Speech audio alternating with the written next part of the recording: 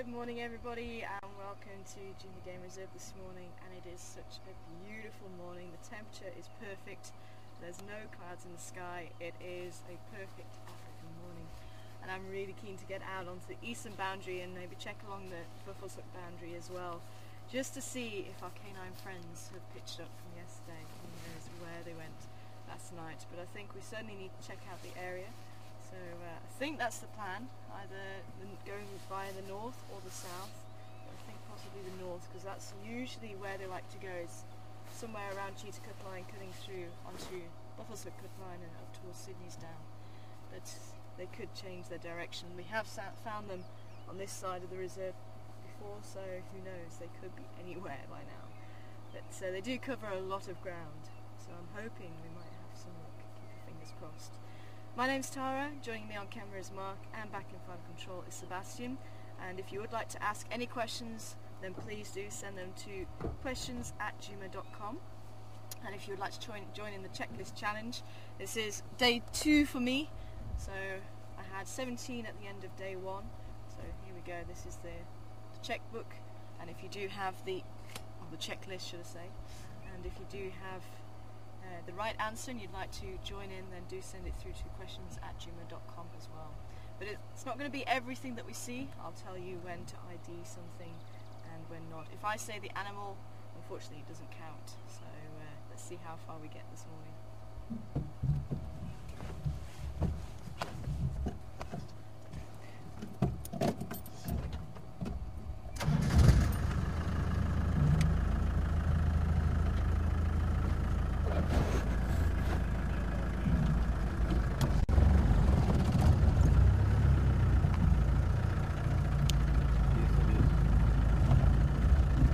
Okay, I think let's try Gallego shortcut first thing this morning, although something is telling me south. Well, they were the Blue Pen. Oh, were they? Oh, did you see them last night? No. Oh, maybe we should try south then. Heading west on Gary Main, the Blue Pen. Okay, well, let's try south then.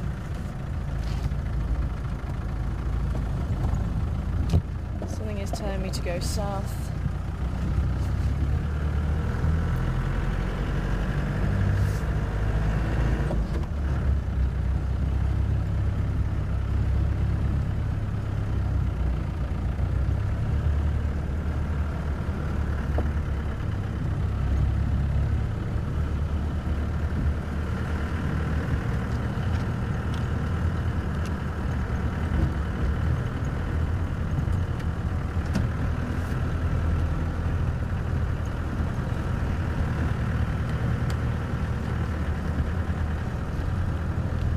I love these mornings where it's still nice and pleasant, the temperature very early, 6 o'clock in the morning.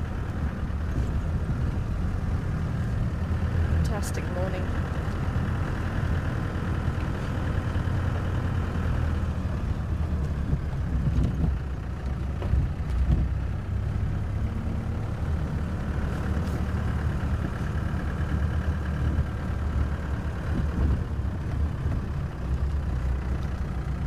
Read the bush newspaper as we go. Spin some zebra. See if there's been any activity around here. I think sometimes there's more activity on the open area than what we think.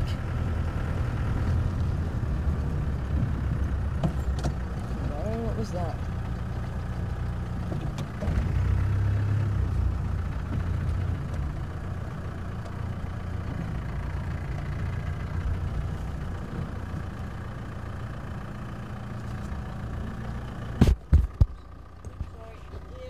Sorry.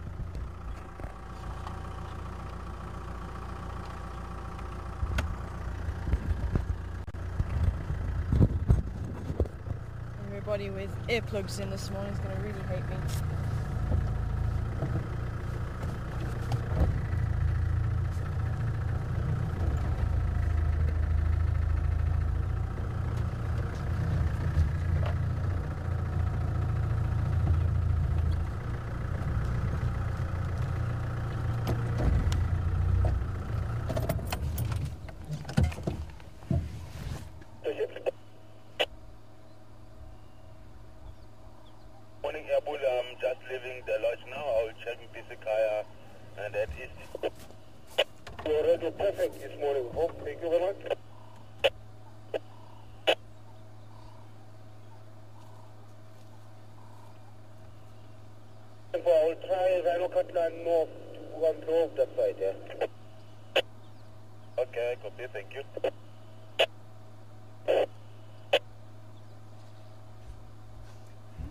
Yeah, because there's a few tracks around here, and I couldn't see too clearly what they were. But I don't know if I can actually angle the vehicle, but it actually looks like somebody stopped in mid-flight and turned around. Yeah. I could also. Good morning, Mobile Station. Just that skid. It almost looked like a skid mark. Yeah, I think you're right, actually. But it is hyena, young hyena. Just double checking that it's not our canine friends.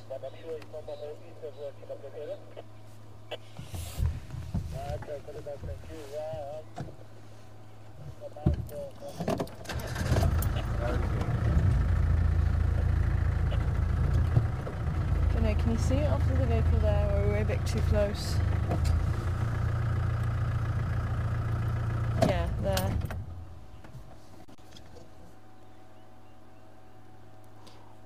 Yeah, that actually, I didn't even think of that, because there is quite a nice print at the end of it.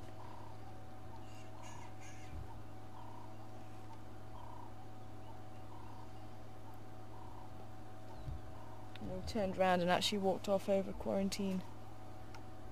And there's an adult, so maybe it was lying down, adult came, and they both walked off together.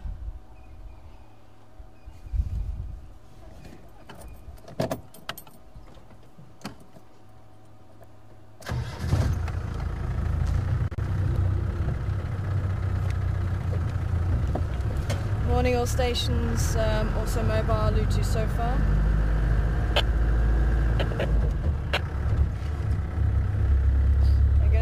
Check around Treehouse Dam, Gary Main, Cheetah Cut 9.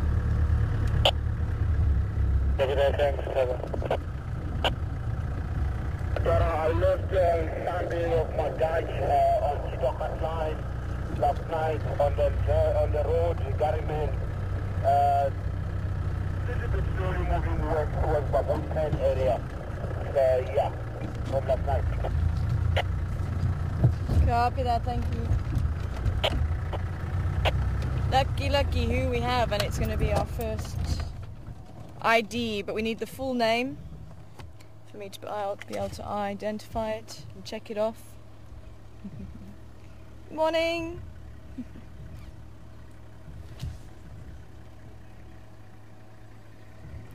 Who's that? Oh, that's Shirley. Morning, morning. I don't go, guys. Girls.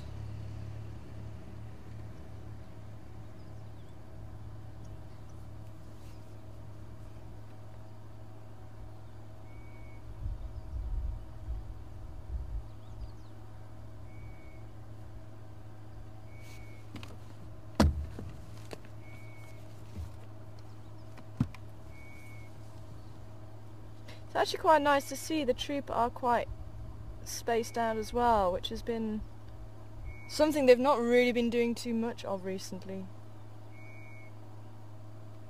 I think they are starting to feel a little bit more easy about the numbers, but obviously still going to be keeping a very careful watch for any predators,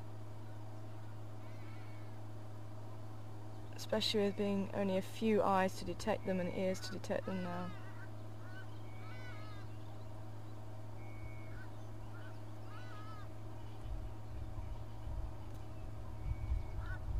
See, that looks like little Elby.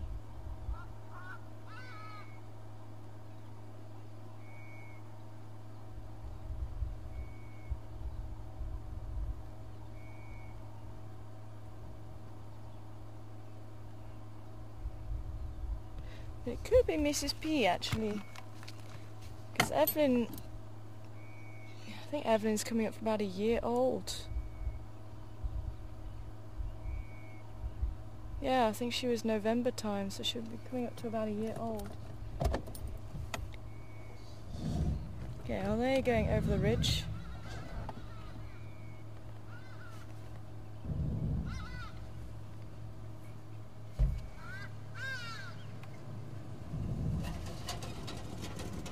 Morning.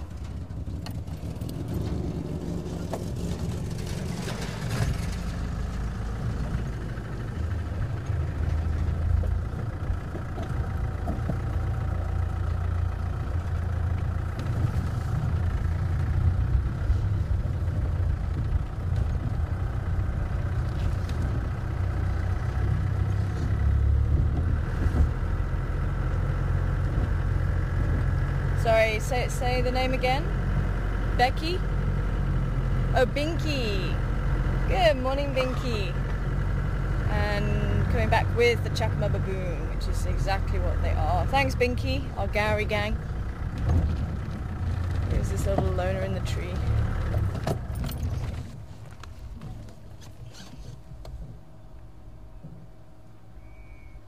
I think that's Gordy.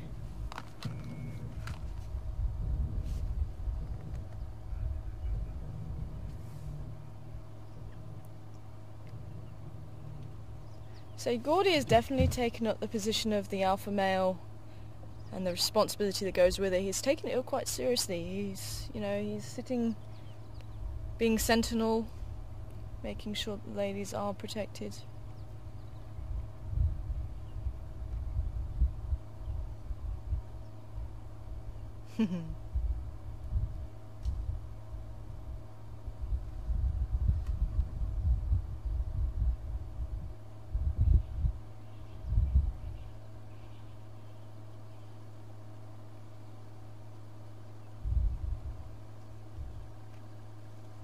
Oh, I need to check that off my list, don't I?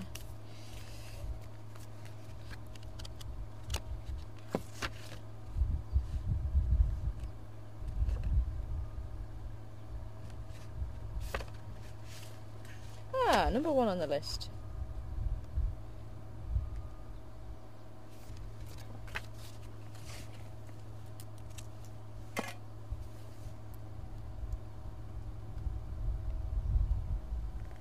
You say you're able to get that noisy bird.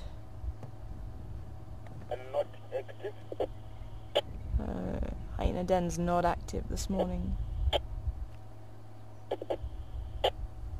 So there you go, there's question number 2 for this morning. You might have heard them flying over. They say the name. And actually you can see that beautiful metallic bar on the wing. Almost a pink and green, so it catches the light.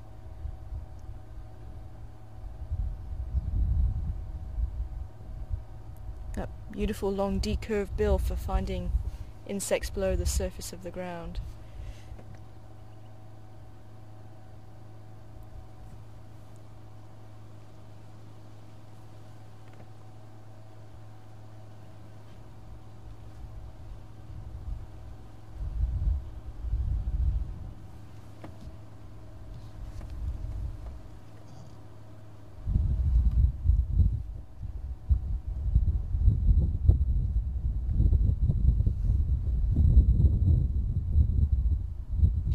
Funny, the Gary gang are actually following the same route each I day. will check Impala plane, Triple M today, no? But I will bumper along the boundary today.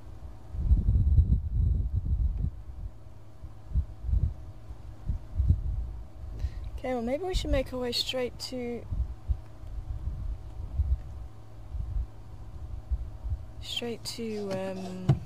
Cheetah Cut Line. Some of the guys are checking out the West Impala Plains, possibly Gary, Maine.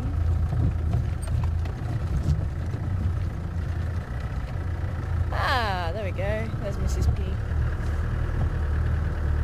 So I think it was LB. Where are you going, Mrs. P?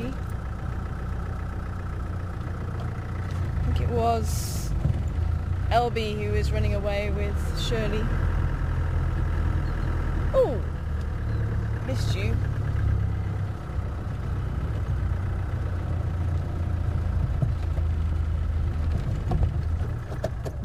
Oh, she's hiding.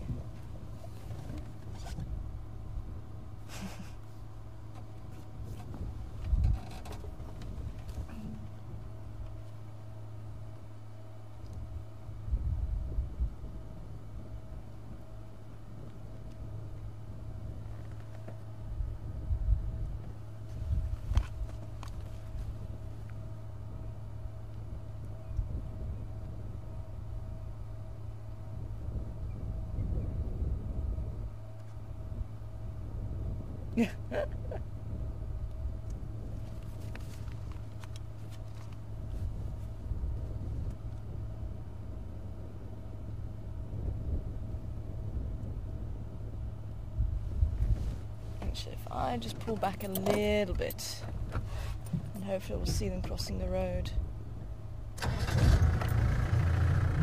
But they're following the same route every morning at the moment.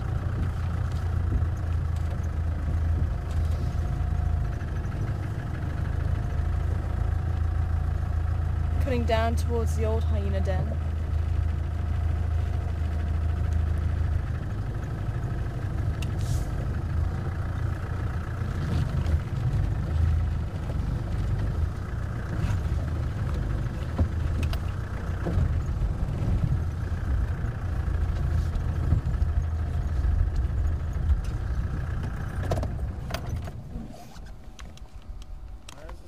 Always so skewed. I don't know.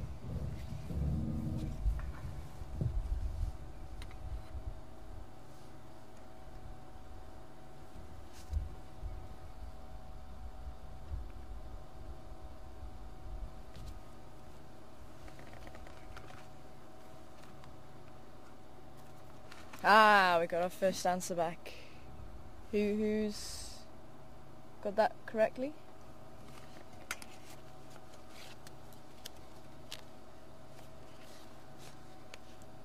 Well done, Joanne. It is Haridar ibis. Let me move back a little bit more.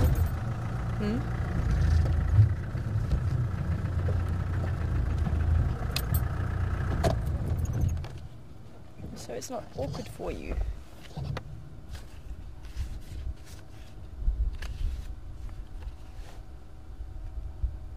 Pretty sure that's LB in front. It's funny actually, even Graham said that LB's been taking the lead.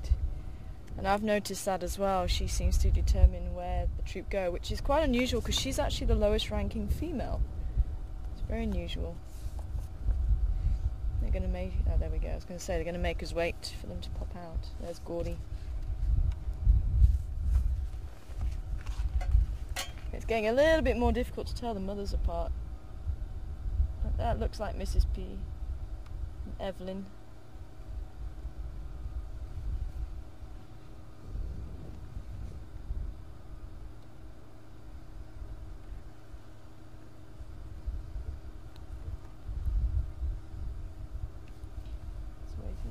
For Shirley and Genesis to come out. Genesis still has a little bit of black down the back and on his tail.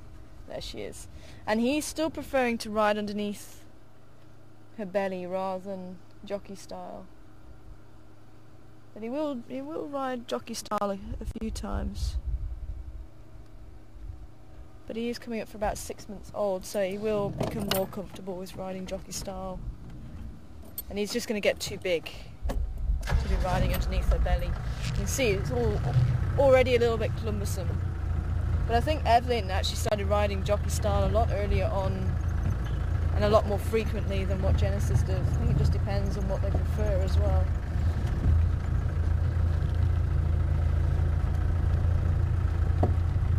Just watch them disappear.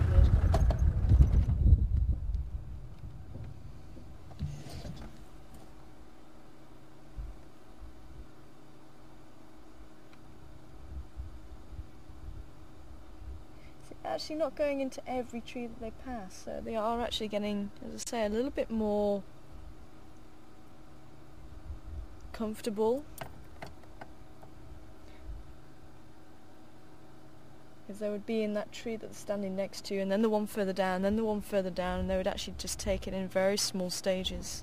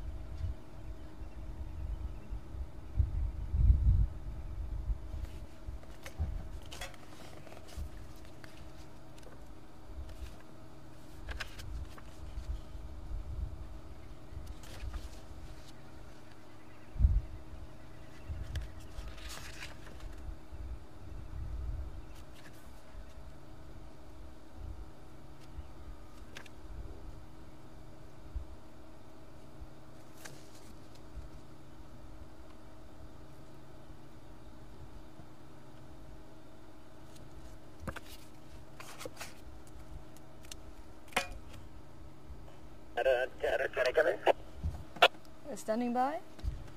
Yeah, morning, Terry. Is any lucky for Gurula and Konzo? Luto, I'm just on quarantine at the moment. I take up here.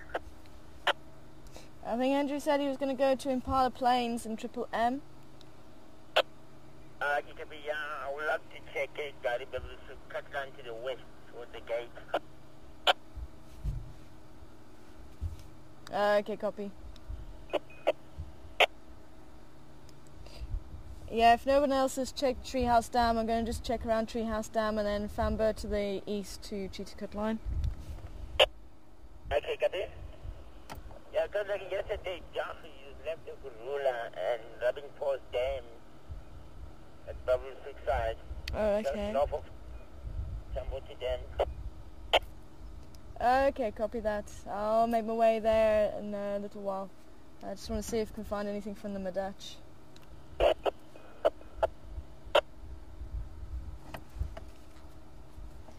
Okay. My dad is Famber to Aratuza. Oh. Okay, copy that, thank you. That's a shame.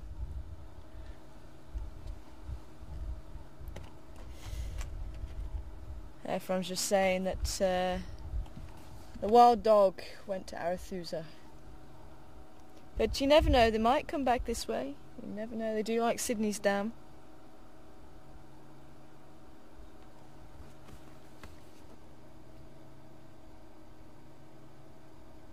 Oh, they're in the trees now. In the marina, taking a nice high point just to have a look and check out where they're going to be going and just seeing if there is any immediate danger that they can detect.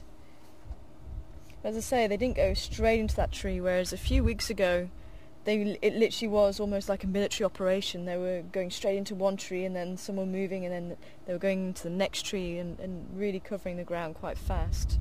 Whereas at least now, you know, sort of they are taking their time. It didn't look like they were going to go into that tree at one stage.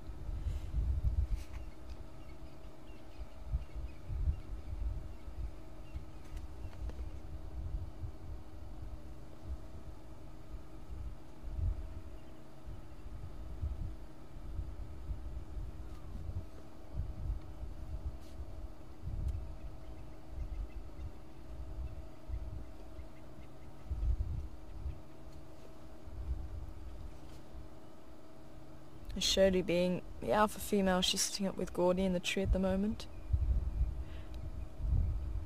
And that means that Genesis is going to be quite a dominant individual, although there is only Gordy to contend with. He probably won't be the alpha male, but within the troop he probably will be the beta male, if he doesn't move away.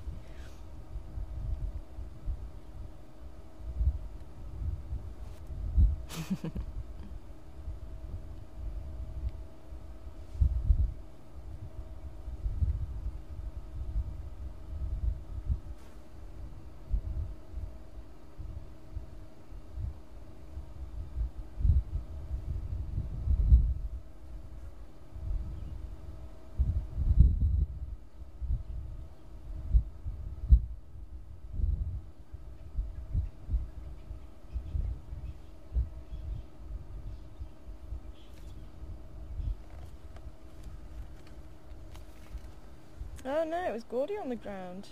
So it's LB and Shirley up in the tree.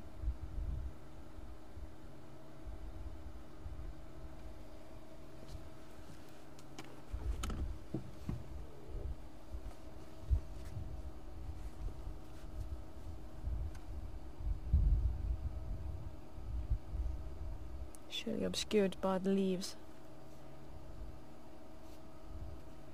Sorry, not Shirley, LB.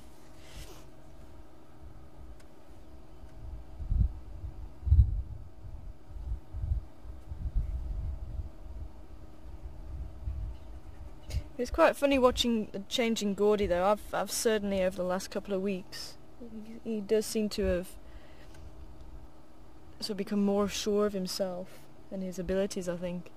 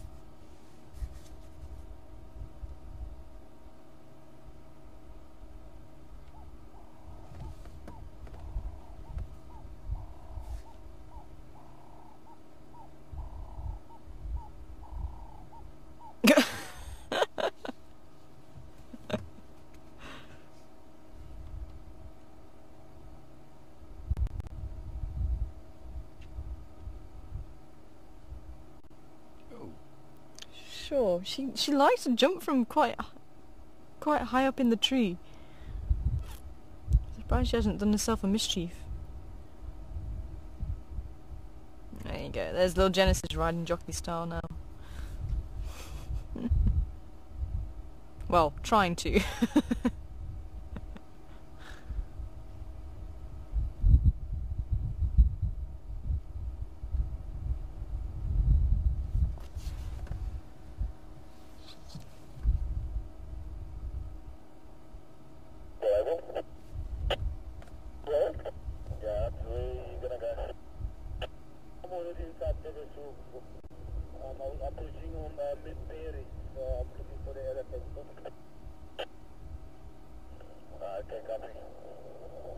There you go. Oh, always great to catch up with the Gowrie gang. There goes LB. I'm not sure if she is pregnant or not. But it does look like her rump's starting to swell a little bit. I'll have to keep an eye on it, see if it gets any bigger, because if it does, you know, when a swelling does happen, it's an indication that they're ready to mate. So she hasn't fallen pregnant. She's coming into estrus again.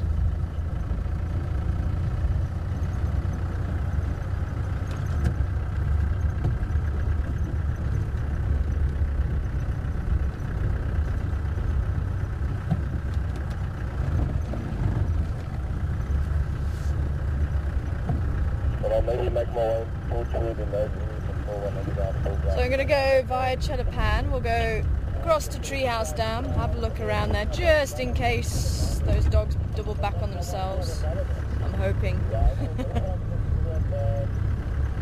And we'll head north. Apparently Karula was last seen north of Tamborti Dam.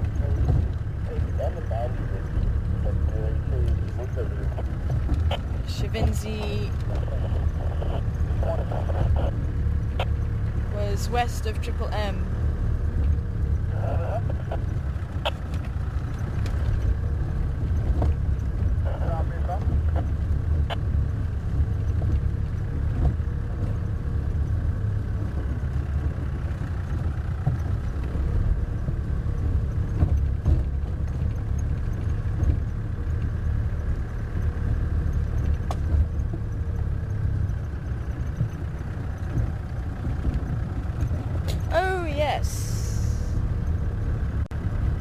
Good morning to you, Anne.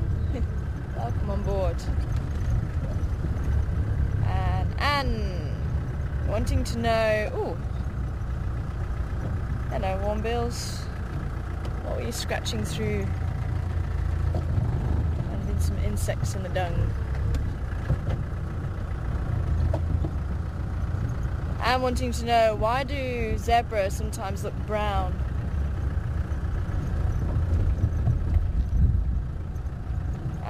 because they do like to roll in dust, they love to roll in dust. So quite often you'll just see that they're still black and white, but they're just extremely dusty. Sometimes they'll even look red in colour. Ooh. They're flying away. Okay, I don't know, can you hear it over the microphone, Seb?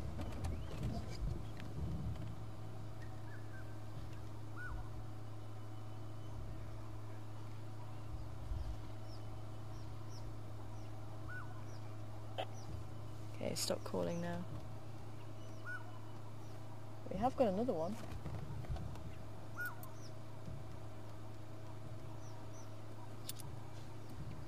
Now we can actually ID the birds by call as well, and there was actually a bird that we're not likely to see, but we can hear it a lot.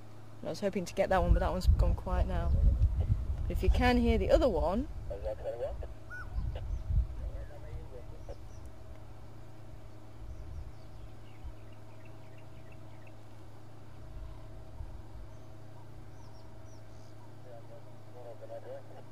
also gone quiet now. I'm just going to try and pull back and see if I can see it. But if anybody wants to have a stab at what bird it might be calling.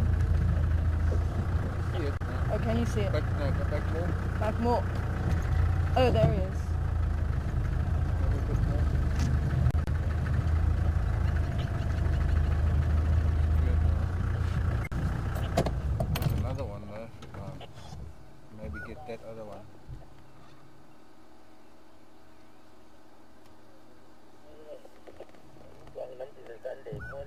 Oh, there we go.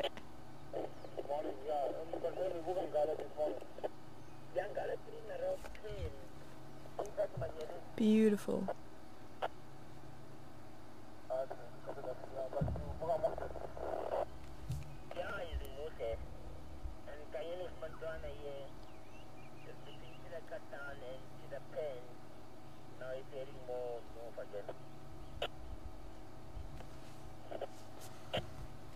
Ah, a brief look at it. That beautiful yellow body and dark head. And you may have even seen a red bill.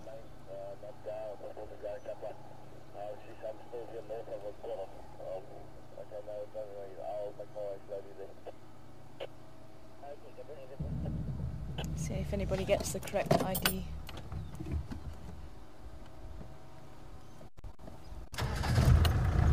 One of my favourite birds, definitely.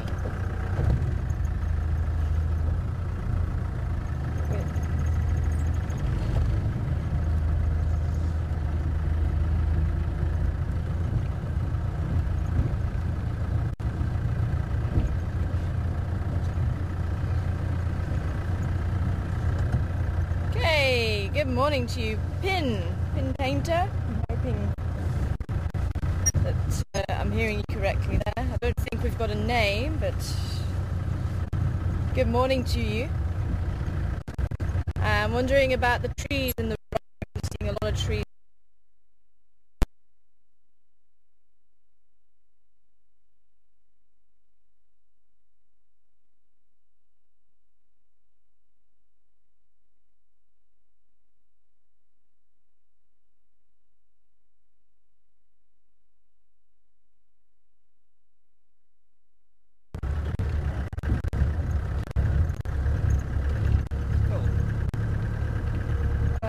We haven't come back yet.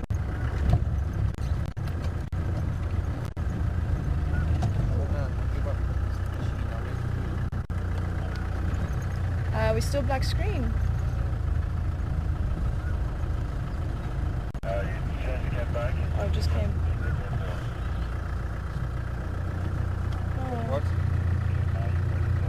Okay, we're back and stable. It's very odd.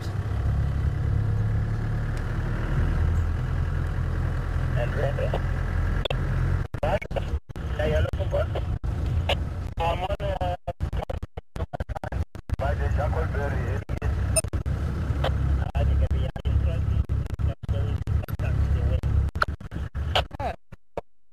Thank you.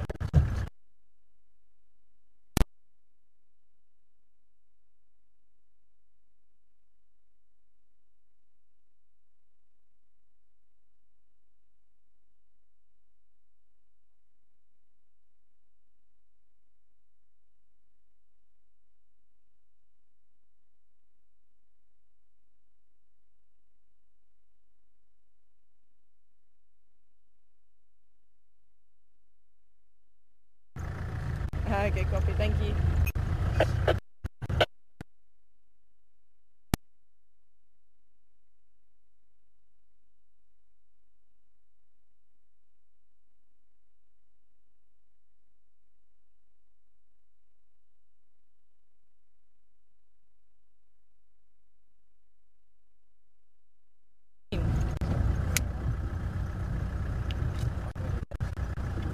Just get him to... Oh. Back and still breaking up. Then it's signal. Breaking up the like yesterday. I said, I mean, there was nothing. Okay, we are stable now. So no, it might be a loose connection then. Unless it is that connection that you're talking about. That is on the camera.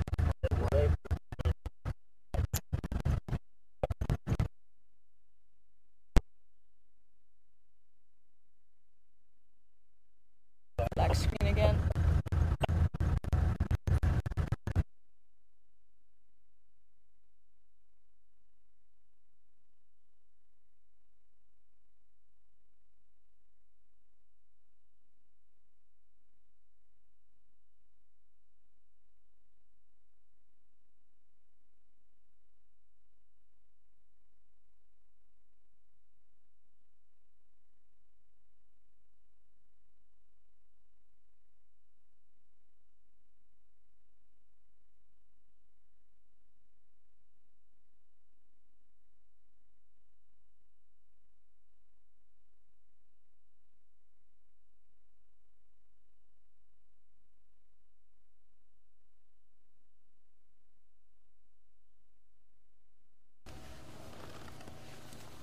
Got anything now?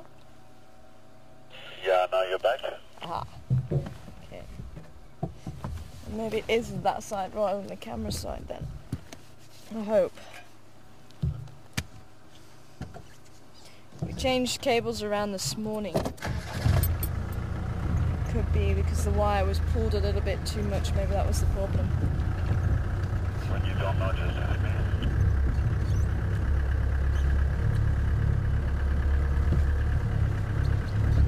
Okay, hopefully.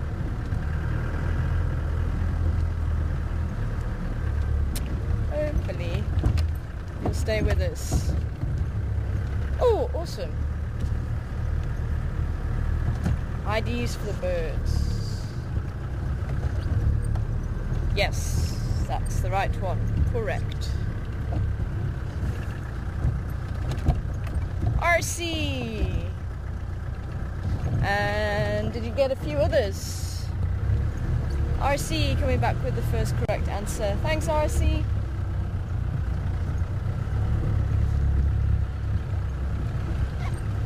There's a couple of other names there as well said. So I think it was quite a...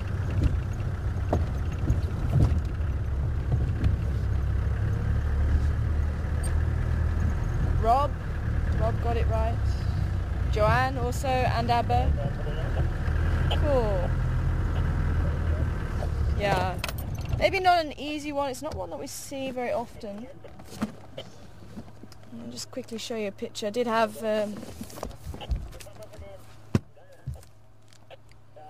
request when we don't see the birds too clearly, just to try and show you a picture, which is actually quite a good idea. So actually we'll do the glossy, not the glossy, the Hardy-Dar ibis first. This one up here. So this was the Hardy-Dar, which was quite a distance. So say this curved bill, and it's also green and pink on this panel here. And the red bill also helps to determine if it's an adult or not. But that's the Hardy-Dar ibis, and especially that loud call, that kind of thing. And black-headed oriole was the correct answer for this last one. Black-headed oriole. Say nothing else really looks like it, but if you've not seen it before, you might not know who he is. And this beautiful yellow, and the yellow breast as well really sticks out. You don't really see the green on the tail much, but the black head It's this contrast between the yellow and black and then the red bill. So there you go, that's the two birds. To quickly see if I can... One's flying around. Where have you got? African hawk eagles. Where are you seeing them? Said that they just landed in a marula tree. Oh, okay, let's go have a look at them. That's the only individual, but yeah, no, it's lovely guy, it's lovely guy. Yeah, it is green, it's something on it. Yeah, so yeah, no, it's a decent, it's probably about 150 or so. But I'll stay with him until someone comes to him. You can be, second rock now. Okay, got it. Yeah, no, they're heading straight north, actually. So they might pop up here by Rhino Band, that area in the next 5 or 10 minutes or so, maybe. Where did you see them? Behind that marula tree, through there, they're behind that one. There. Oh yeah, I see.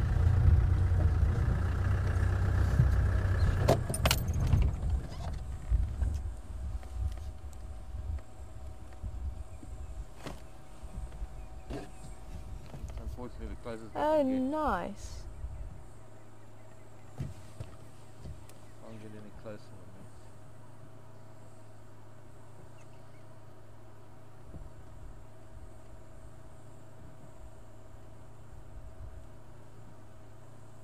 Quite a big raptor.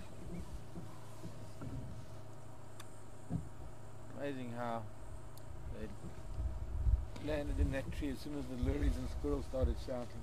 Oh sure, really? I heard the squirrel, but I thought it was behind us. No, there were lories all over the place shouting. And unfortunately, can't get any closer than that. Now, this particular raptor has quite a vertical stance. Like some of the raptors sort of almost sit a little bit more horizontal, but the snake eagles and this raptor do tend to sit up. I don't know. Did you hear Mark say the answer earlier, Seb? I don't know. Might have been quite enough. Oh, well, maybe we can ID it then. Oh, can you not see? Okay. There it goes. As soon as they move, you have the birds. Yeah, there you go. You can hear the lories now. Oh, we're going to head down towards Treehouse Dam anyway, so let's just see if we can get another view of them.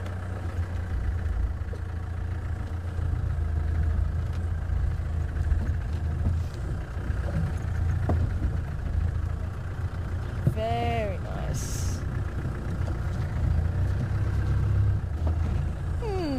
Okay.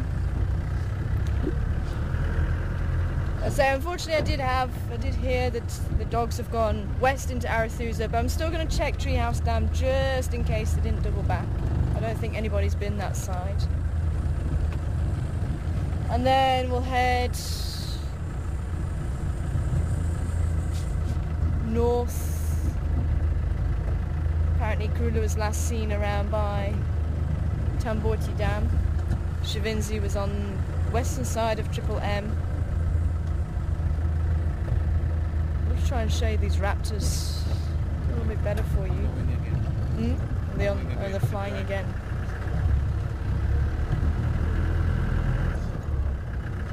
Because they're a raptor we don't see very often, although they do have a nest. Just when you look to the left, and Not in this one. one at the back there. Oh, the one right at the back. Maybe if we go a bit further. Oh, can you see?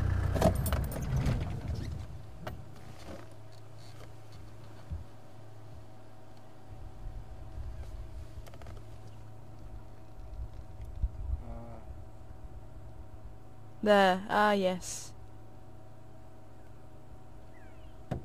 Being mobbed by a drongo. Yeah. You can hear the go away birds. Aroo! Aroo! Aroo! and its life's being made difficult by a drongo. I didn't see the drongo. Mark said that he saw the drongo.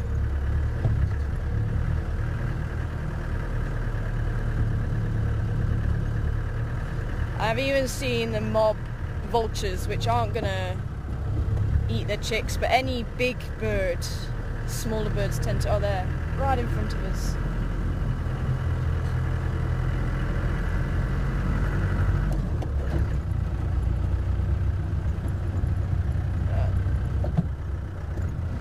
Oh, there goes his mate.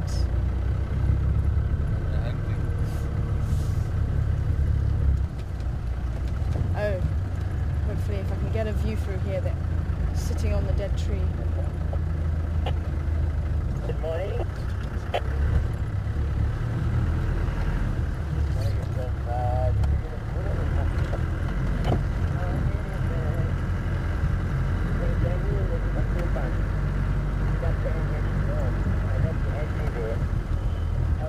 There. Can you see through that gap there? Yes. Both of them. Beautiful. There we go. Look at that. Look how thin the legs are as well. Very, very thin. The same, that upright stance as well.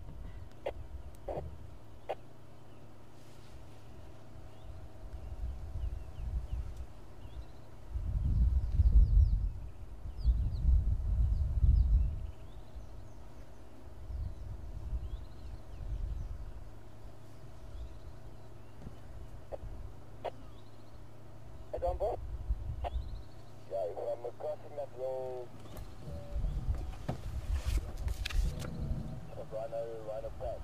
We're crossing that now, folks are heading in the northwesterly direction, so the best bet is probably going to be down that Rhino cut line, maybe Faithful, even Faithful East.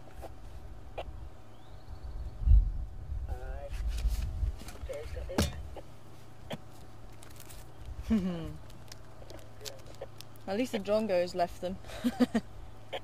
So they were getting a little bit too close to a nest, probably.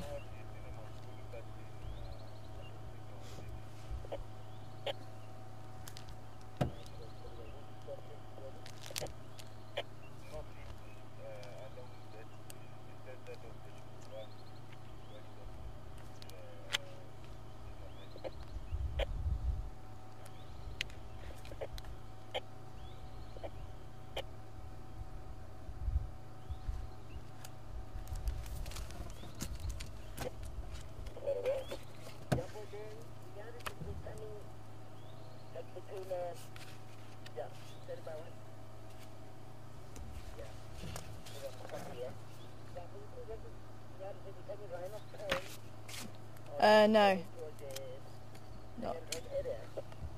Yeah, it looks like they're going to come to Junction Central, that area there. But these guys are there. I've never seen. Yes, I've never seen these. I've never seen this raptor actually hunting. Do they work like the black eagle? Mm. So they one distracts and yeah. Because with it being a pair and actually flying low, I say I've seen or I know about the black eagles, which are slightly larger than these guys, and one will be distracting and the other one will be flushing out. Sorry, not flushing. It will actually be hidden, so that when the eagle that's distracting the prey will be looking at them, and the other can then grab the prey. It works very effectively. Say with the black eagles, you'll often get on the rock faces, they're hyrax, and the black eagle fly above the rock face. You'll hear the hyrax calling, and while they're busy looking up above them, the black eagle from below will snatch them off the rock. But obviously these guys are looking for rodents and maybe even scrub hare, so they've got a bit of a disadvantage in that they're working on one plane, whereas at least with the black eagles they've got the rock face.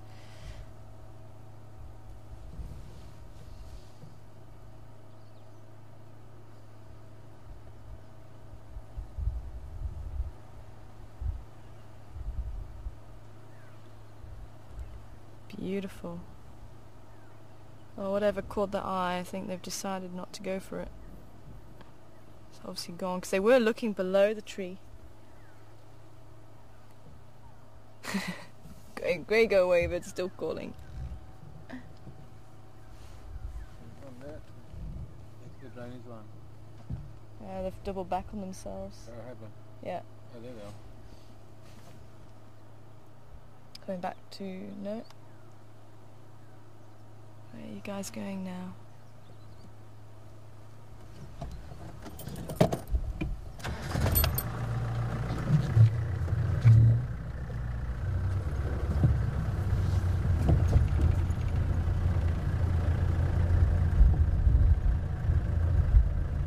Very nice.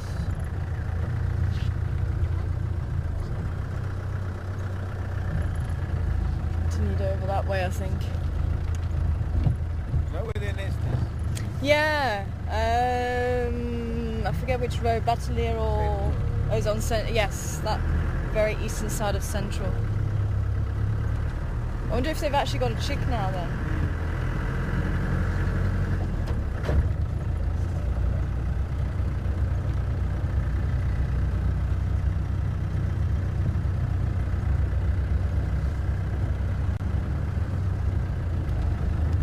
Very, very nice. It's only actually the third time I've seen that raptor. Ooh, 3 of them. Straight ahead. Flying across the road. Ah! Sure, I just landed in the tree very far away. Did you hear them? Diedrichs. Yeah. Diedrichs. Well, maybe they were cuckoos. class. I've been hearing the class a lot say, Mikey, Mikey, I Mikey. did hear it. Diedrichs just the day before.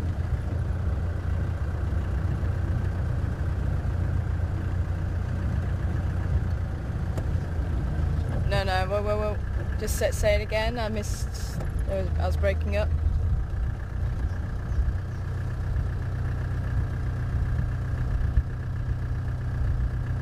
Oh yeah, but who? What was the name?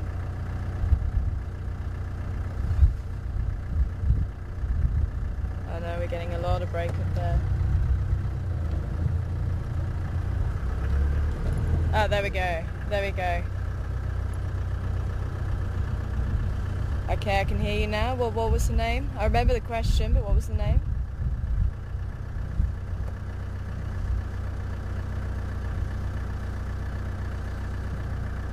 Ah, Ches Hill. Ches Hill. It was you. Oh yes, I was in the middle of answering, wasn't I? And then I got distracted by the Oriole. Sorry, Ches. But wanting to know about the branches, are they put there by animals or people? And where we were watching the baboons, that's by people.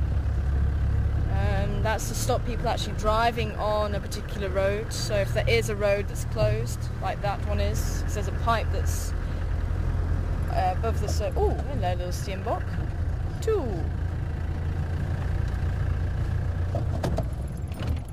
I wonder if it's this mating pair that we saw a couple of days ago. So yes, they'll be put across the road by people to stop cars driving there, but there is also trees that are pushed over by elephants, and you'll just find them in the middle of the road. So it can be both, but I think when your question came in, I think we were just watching the baboons on Filman's Dip. There's a little female, and just behind, I think, is the little male. Yeah, I can just about see the horns there.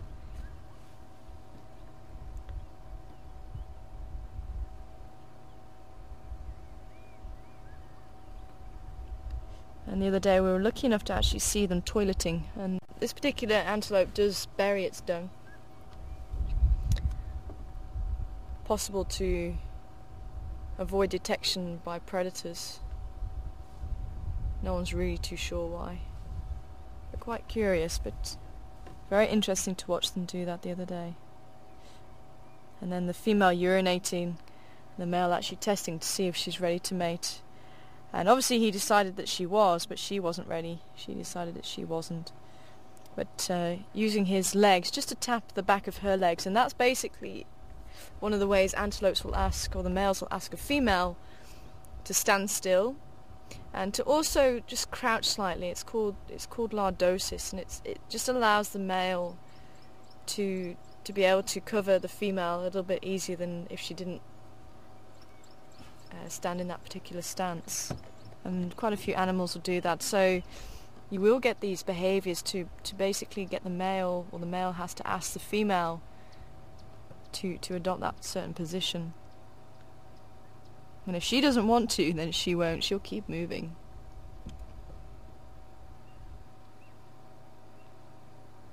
But certainly just kicking them or tapping them with their back leg, with their front legs on the female's back legs is one of the ways to do it.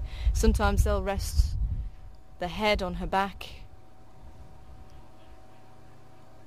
You might get a combination of those behaviours.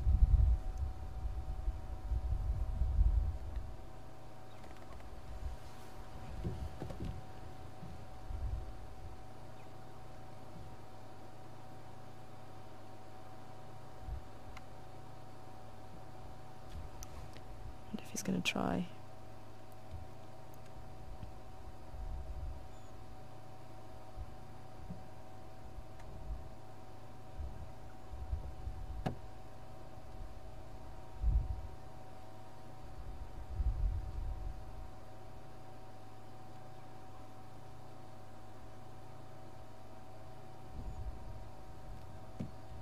He's not quite a young male. Yeah, I'm seeing the horns just there. So this could be actually a different female to what we saw then.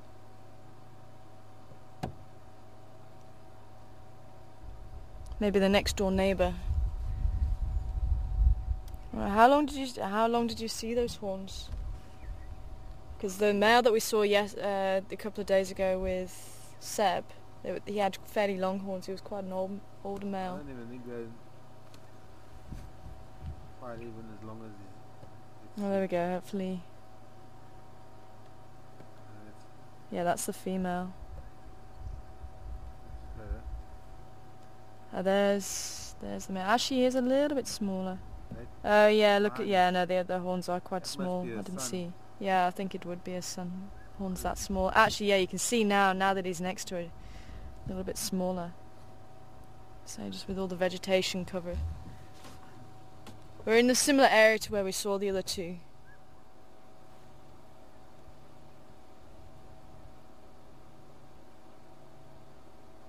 But yeah, he'll be under a year, still with Mum.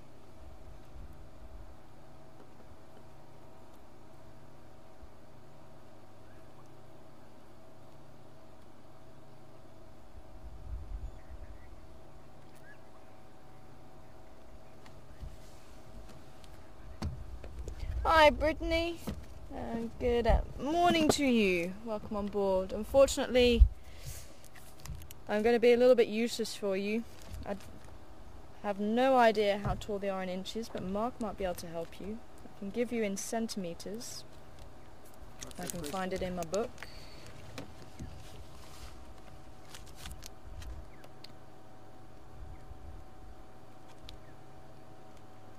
So I never remember the sizes. Okay, Steenbok. So shoulder height 50 centimeters. So what's 50 centimeters in inches? 20. 20 inches. One of these days I'll get used to the conversion. So 20 inches for a Steenbok, Brittany. Very similar to that. To another dwarf antelope, the Dacre. But the Dacre is grey in colour, and if you look at the Steenbok, they're quite delicate. You know, if you have a look at the legs, they're quite thin and petite, and even the whole body is quite streamlined. Whereas the Dacre, So it's a little bit more butch, I suppose, compared to the Steenbok. Its legs are a little bit thicker, its body's a little bit more stockier,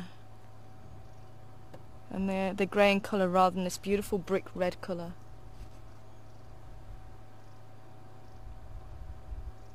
It's going to pop out. There he is.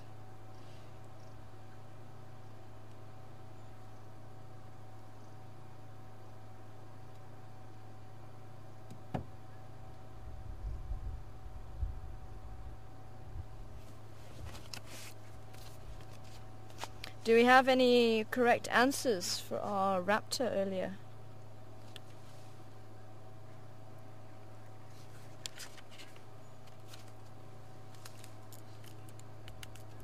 Cool, it's quite a difficult one. I think we can have a few names if there was anybody.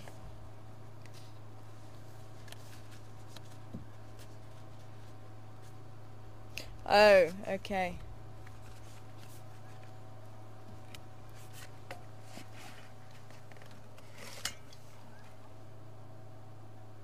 Okay.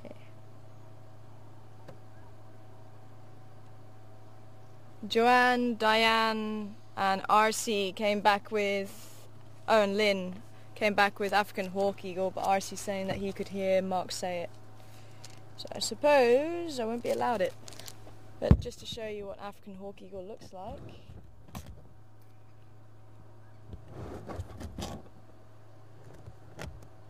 There we go. That's the African hawk eagle. Look at this stance. Beautiful bright yellow legs. I could see that marking the spots on the breast quite nicely as they were flying and when they landed.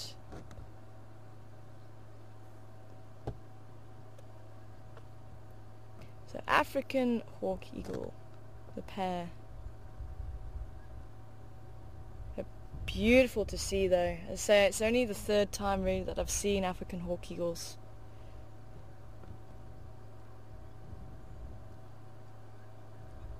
But rules are rules. Never mind. It's great to see them. But thanks everybody for sending in the answer. That's not really fair. Sorry? Not really fair. Sorry? That's not really fair. It's not really fair. No. Yeah, well no, if they heard you say it, then it can't. No, but maybe not. Sorry. Oh, it's fine.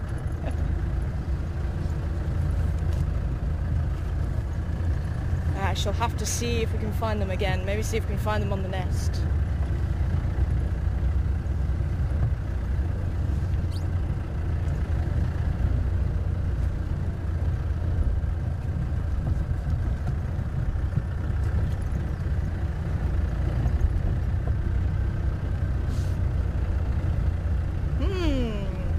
Good morning, Jenny. A couple of questions there. And welcome on board. And a few people asking about Mishu. Now, Rexon just put on my Facebook page a couple of days ago that Mishu was possibly fighting with Mafufenyan. He saw two leopards fighting, Mafufenyan being one, and he asked for pictures of Mishu just to see if it was him. I did ask him to give us any other details.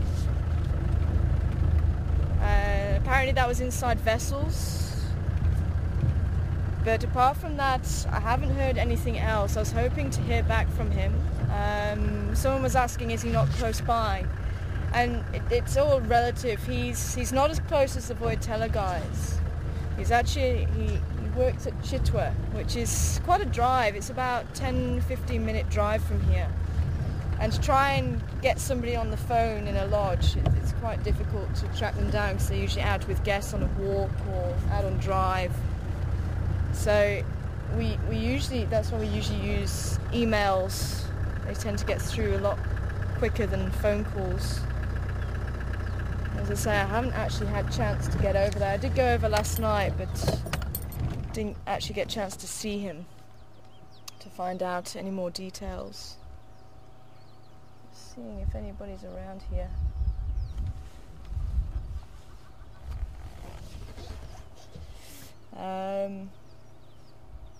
So yeah, as soon as we hear something, we'll definitely let everybody know. I'm sure Mishu's fine. He didn't say anybody came away injured or, you know, looked like they were on death's door.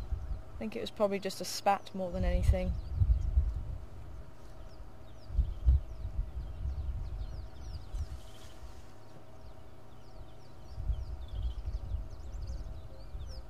This is very peaceful.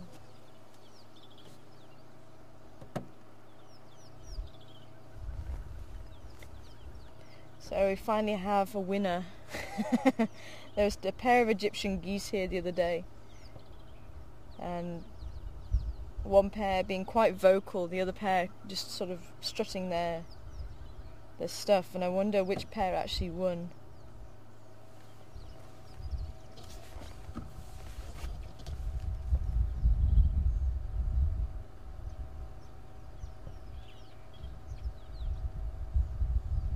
But we do have just a pair, and they're highly territorial over the water.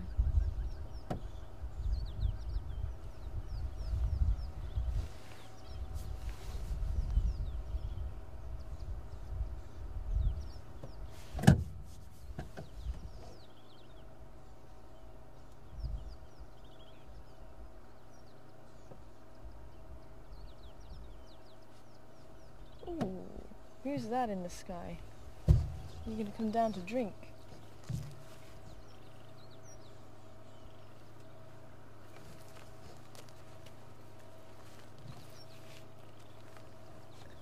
Oh, not going to come down to drink.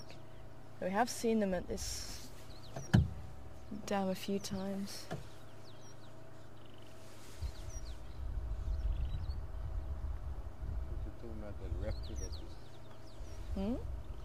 They were talking about a raptor that was, oh, I can get you something else. Mark's feeling very guilty now. What have we got? In the shadow of the antenna. Just to the left. Oh, there.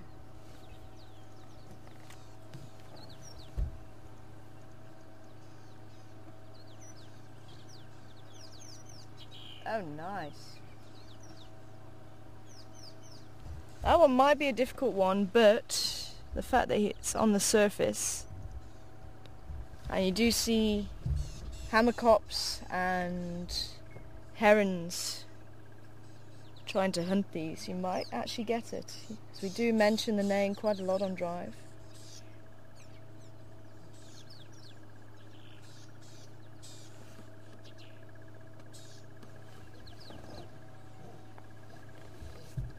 That's probably going to be the best view we'll ever see of it. Unless sometimes they do come out of the water, sometimes. And in the rain as well.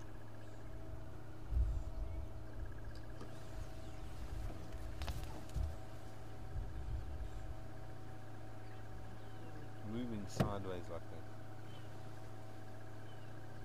Like there's a current. I think there is a little bit with the wind.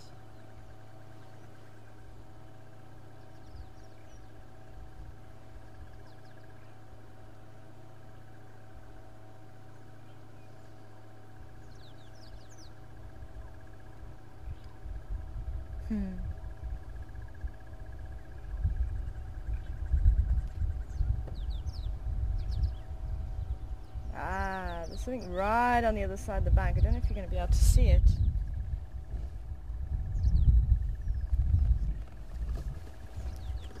Oh, yeah, no, they are still there.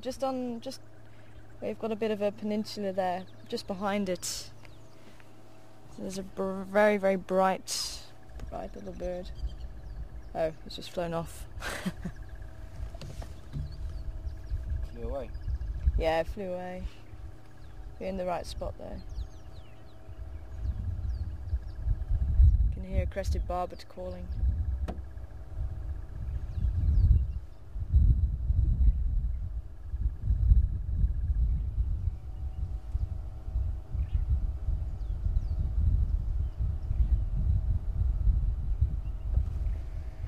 Quite a few of them. First time I'm watching them on the surface like that. Yeah. Oh yeah, there is. You can see. Sorry, Seb. It was very very choppy.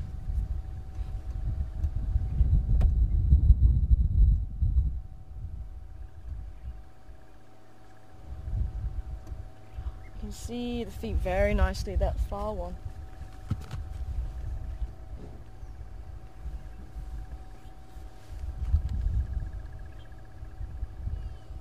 I think I'm getting it. Deer, just asking about an update on the wild dog.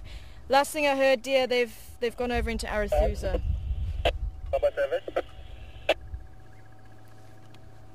So right on the western side of us.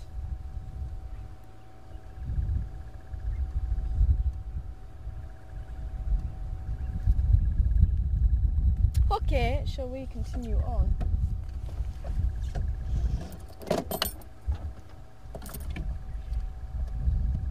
I thought I'd check out Treehouse Dam just in case they were around here. Maybe they made a... Ooh, hello, hammercock.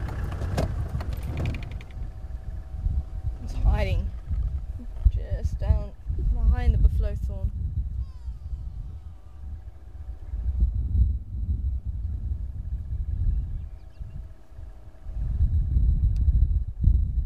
Say with all the food here, I'm not surprised that we do have a hammercock.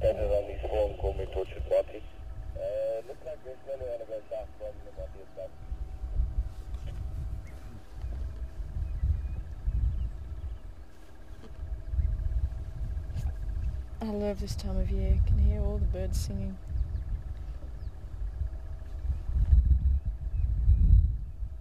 And no hippo to stand on.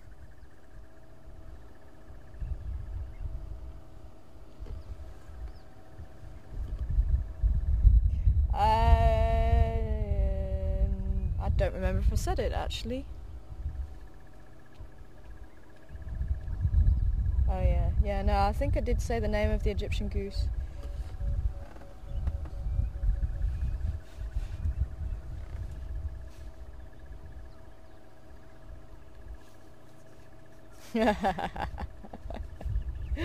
Hi Jennifer in Toronto, good to hear from you.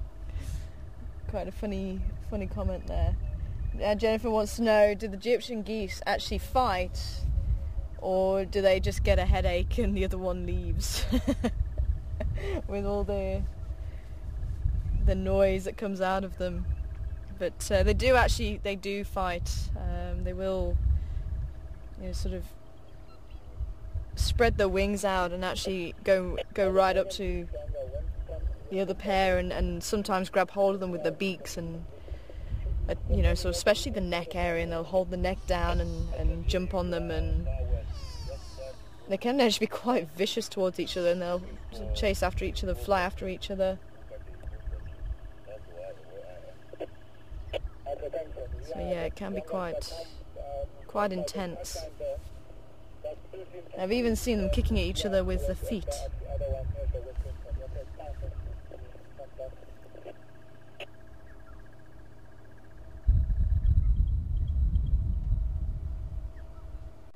And that's why if you do see more than a pair around a dam, more often than not it's going to be another pair trying to take over their territory, and you will hear a lot of noise. Sometimes it'll be chicks or goslings, so don't rule that one out either, but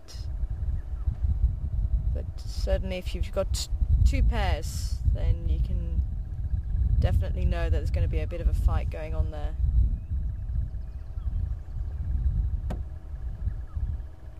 There's not really any difference between the male and female, just like the hammercock actually. There's not any difference between the male and female.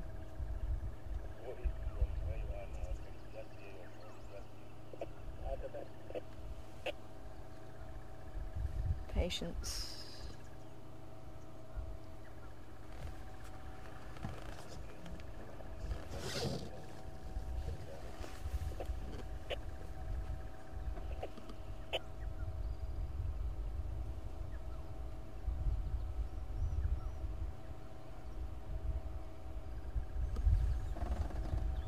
Have we got any ID on our little creature that's just below the surface of the water? I think we're going to leave the hammercock to to his hunting. He can stand there for hours. Good luck, Hammerkop.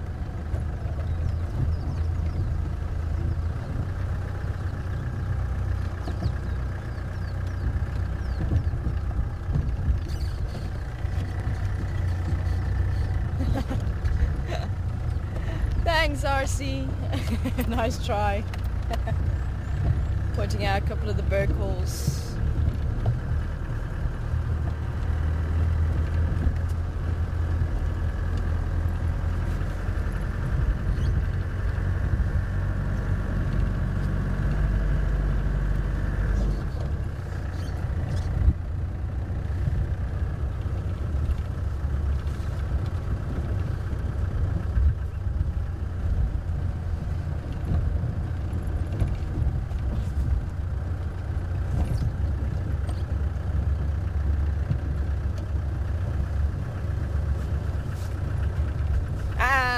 Thanks, Lynn. Bingo, we got it. So we had African bullfrog in there, we had the mottled shovel-nosed frog from yesterday in there, but Lynn got the right answer. Platana, African clawed frog. See if I can show you what it looks like. But as I say, it's almost a primitive frog. See, I actually brought my frog book today. But the platanas are highly aquatic. You don't really see them out on land like you do other frogs. So that's why it's actually quite nice to see them in the water. And you might have actually seen the eyes. I forgot to point out, but the eyes were right on top of the head. This is the it's this one actually, the common platana that we were looking at. So the big feet, webbed feet, because as I say, they do spend the majority of their life actually in the water, whereas most of the other frogs will spend half and half. Some maybe more on land than actually in the water. So that is the African clawed frog, or the platana, and that's the one that we mention quite a lot when the herons and the hammerkops are trying to hunt. That's the frog usually that they're hunting in the dams.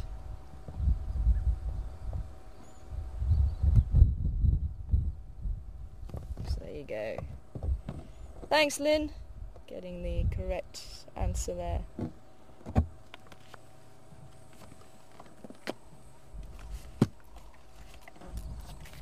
See if I can quickly mark it off. Where are we? Tree, reptile, amphibian.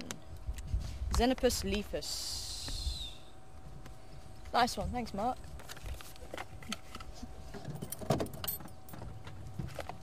I thought it was actually the terrapin with his nose sticking up out the air, and I thought, well, if we had difficulty IDing the other one on the branch the other day.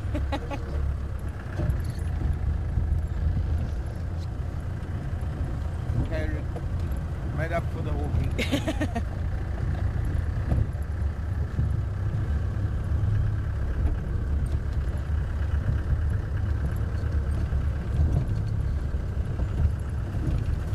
Oh, RC's asking about the frog book. Frogs and Frogging in Southern Africa. It's actually quite a nice little book. There's a big, it's not Vincent Crothers. What's the big one? Huh? What's the big one? The thick one. There's one about. Oh, it is a Crothers. So it's got more of a comprehensive guide. Actually, I should really switch off the vehicle. It's got more of a comprehensive guide. But this one's quite nice, just for the common species, if you like. And it also has a little CD, so it's got the frog calls as well. Very useful. That was actually the whole reason why I bought it. So there you go. Alright, we're going to head down. I think let's just take Garrymane up towards Twin Dams, and then we'll cut across to the east. And then head north. I haven't heard anything about Karula.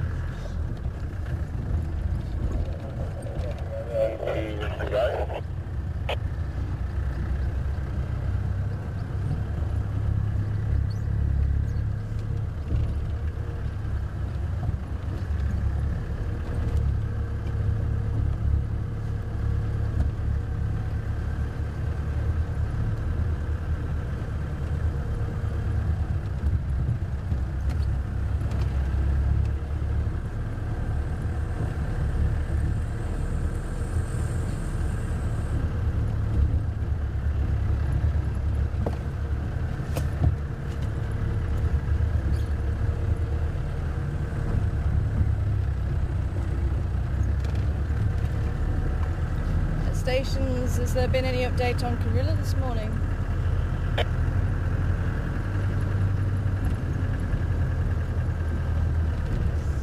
anything's been picked up. Okay, copy, thank you. Standing by? Yeah, flying you into haven't the picked sun. up any console for Clove and North and Gary. Lutu so far, and I'll let you know if I do. Okay, copy. What's your mark now? A weaver's nest. Okay, copy. I'll come from the 455.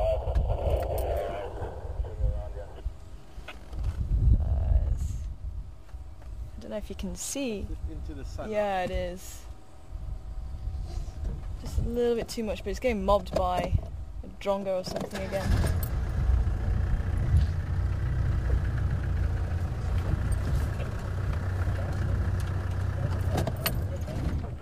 Because we can't cross this dogger from this side. I will maybe try from the other, because this dog looks at, it's one from the cut line and comes to into Q here, and also that other one is the third one. So when I try to come No, don't worry. I just thought it would just be quite nice just to see it in flight. It did look like a battalier. but I can book only my pimpa now, no. And just see, which is quite nice just to see the bird actually mobbing it, pecking at it. I say I've actually seen them peck at them so much that they took out the feather of the body.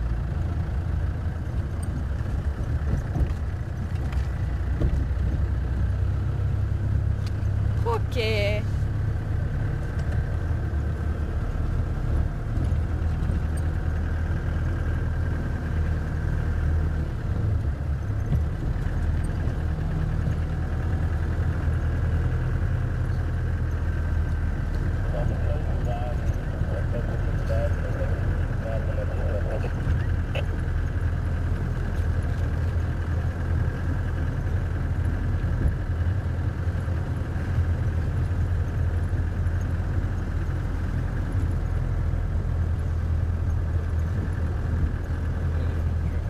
Sorry?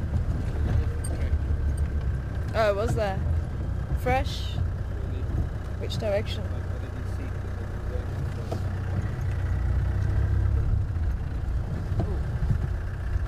What's that actually?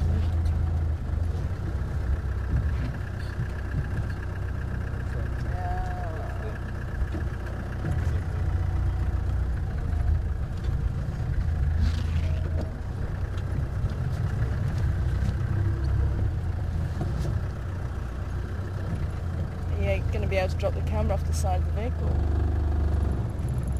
Or you're going to be able to see it from there. Can't really see it. Oh, that one maybe. Found some dog tracks. I'm going to have a look at them.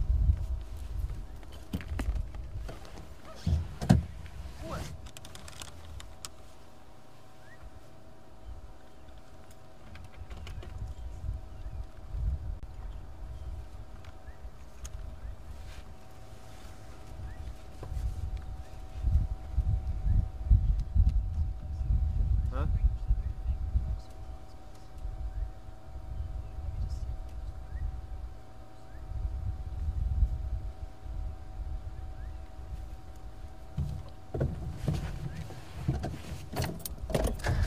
Just going to try and bring the vehicle a little bit closer. Where are they? There.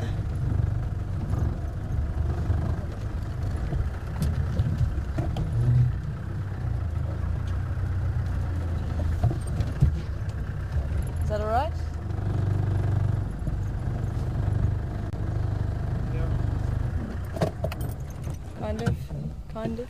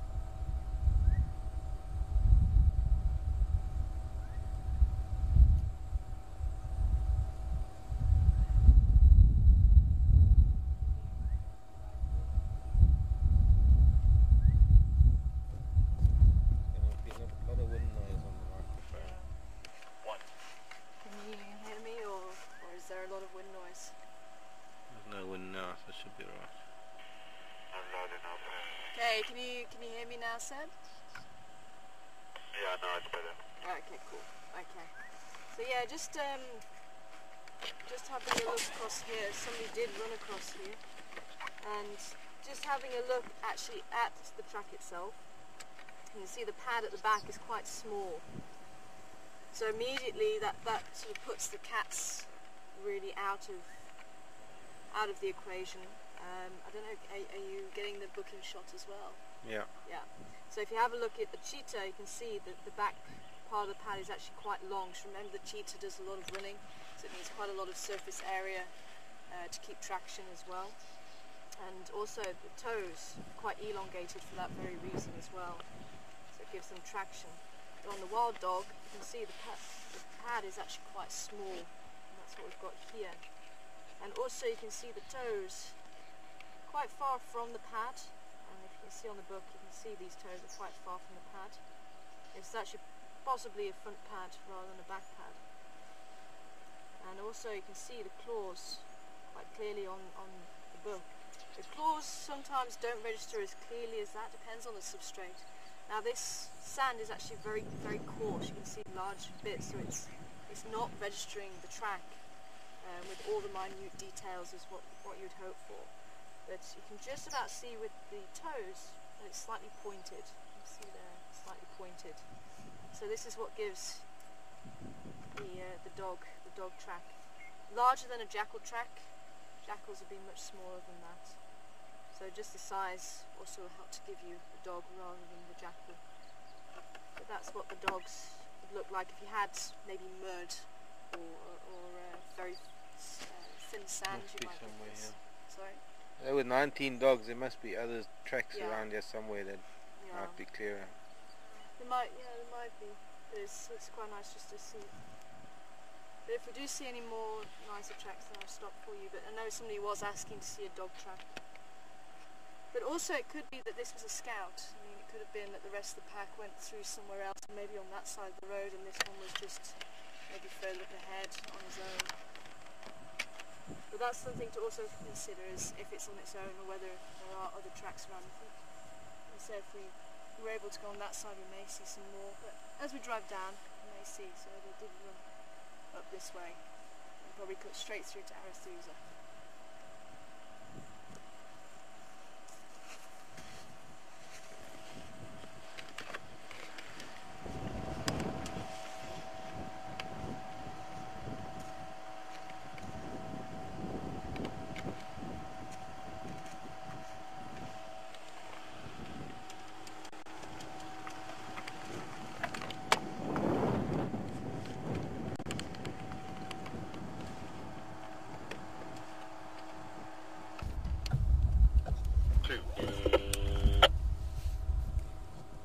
Okay.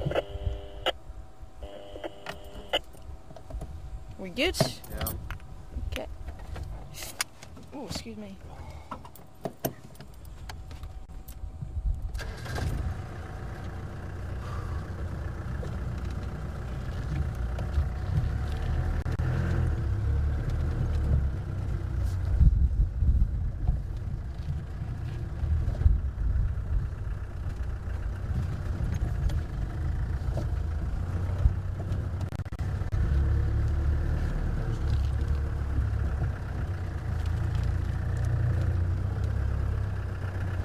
One or two tracks here actually, but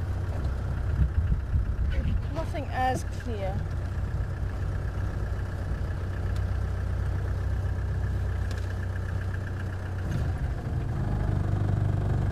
The sun's probably just a little bit too high for them now, but this would be really nice. If we were here maybe a little bit earlier on, the sun a little bit lower, we would have actually had some nice tracks cast. Oh, hello. Beautiful cutie boy. You see him past the... Oh, here comes another one. No.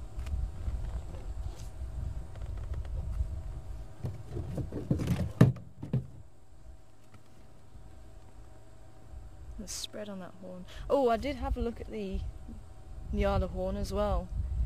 Someone was asking, Alan I think was asking about the ivory tip. And say ivory is actually dentine, which you don't get. Now we're getting to the Kulu, Shinko, back to the Shinko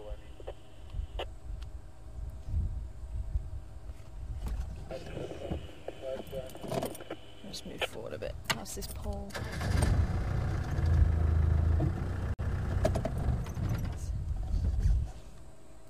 But yeah, it does just look like I've been trying to find out a bit more about it and what causes it, but it is just the lack of pigment there.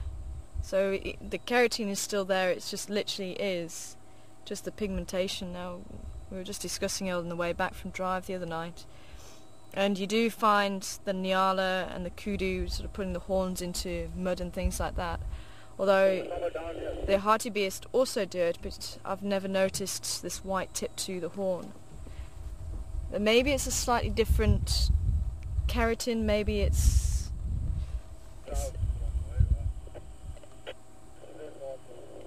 a form that does wear down quicker than that on the hartebeest. So you don't really see it on the other antelope, but I'll keep digging and just see if there is any more information. But it could just be that it does, the pigment just from rubbing in the mud, it does just wear off.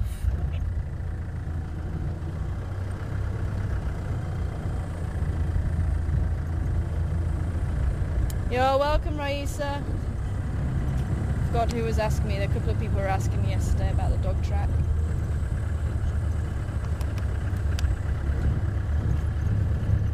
Henry, come in. Stand by.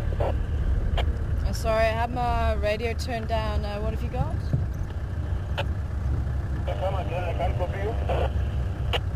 Can you repeat what you've got? I had my radio turned down.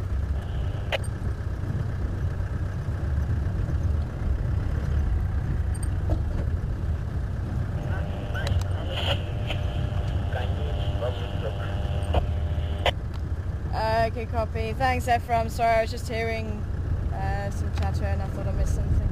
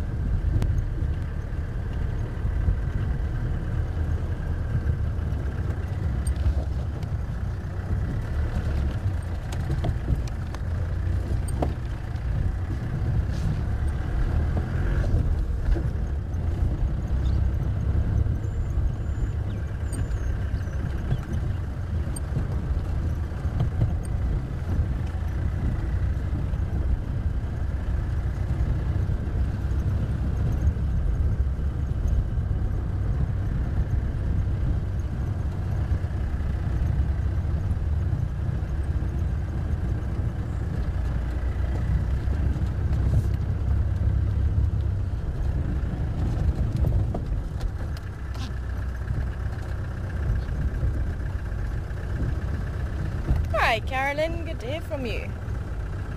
Good morning.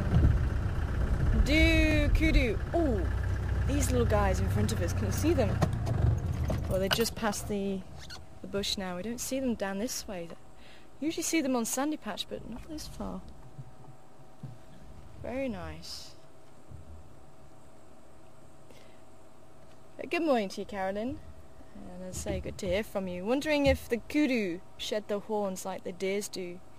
And no, they don't. And that's one of the biggest differences between antelope and deer, is that antelope don't shed the horns and deers do. One of the species that's kind of got a combination of both characteristics is the pronghorn in America, and they don't shed all the horn. They keep the bony core, but the keratin gets shed. So they have characteristics of both, but they are in a family on their own.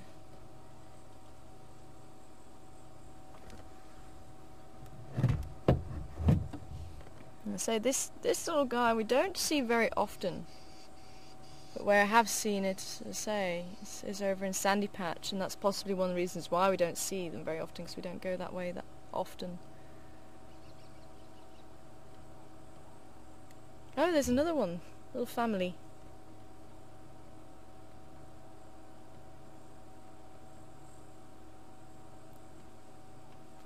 You know, it's been so long since I've heard these guys, I can't even think of how they call. I'll have to listen to them again on the CD. And yet these guys, they were the only ones that I could actually hear at one stage when I was training. That's how long ago it was. 5 years ago. 5.5 years ago, sure. Time flies.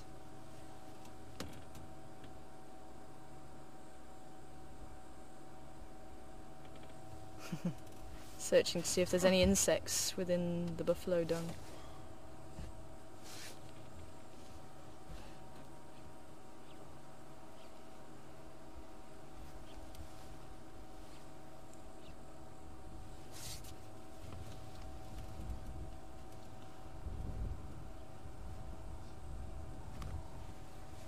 So there you go. That's your next ID. Note the red around the face, that'll help you. Oh, nice.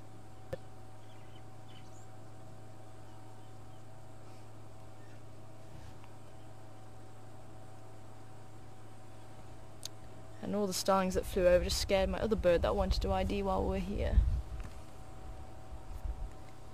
Never mind. Cool, shall we continue on? It's very quiet around here. I think we'll cut through, head up towards Buffalo's Hook Dam, and then take Buffalo's Hook cut line along and just see if we get lucky and bump into Karula.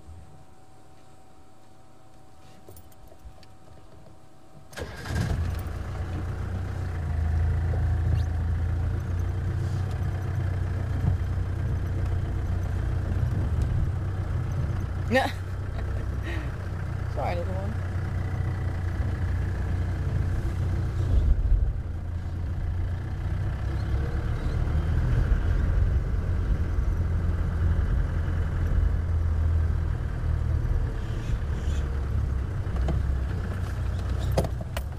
Got another one. Another mammal. Stay there, little one.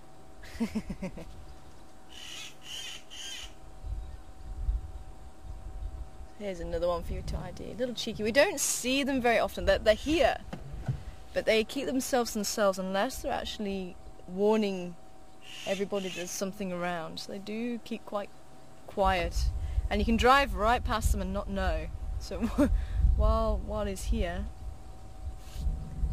add it to the list. I only saw you because you were moving. If you didn't move, I wouldn't have seen you.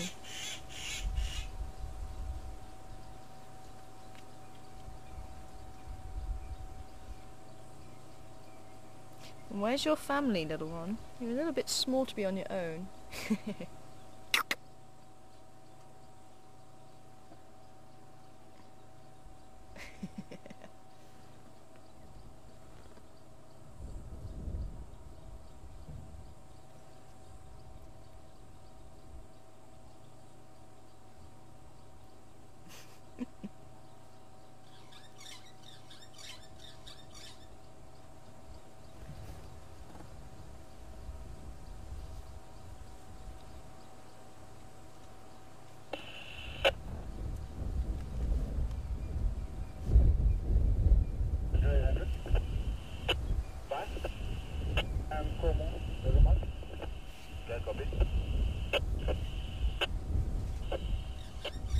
You actually note the pink eyelids,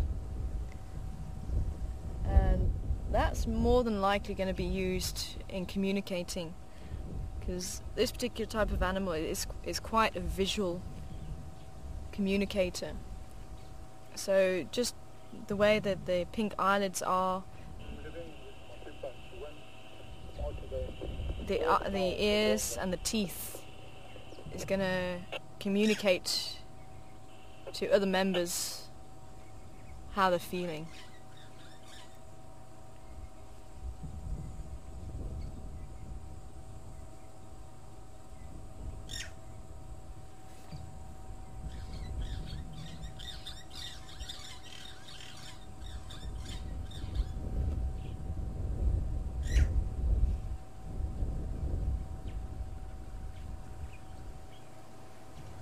If you're hearing the little birds calling above me, maybe see if anyone can ID them by sound.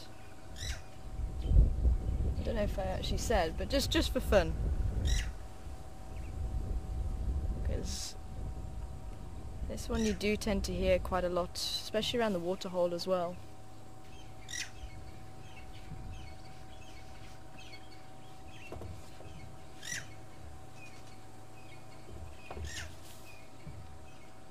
I still want to know where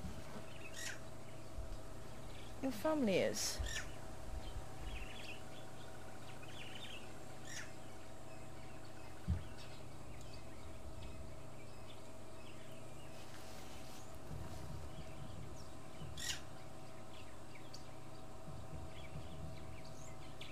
Do you want to show them if he comes out again into the sun? Let's see if we show them. I just want you to sort of concentrate on the sound first.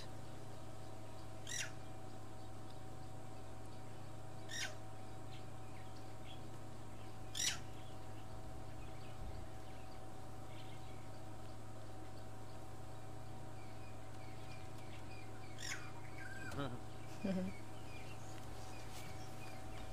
going to come back again. There we go. Possibly checking out nest sites.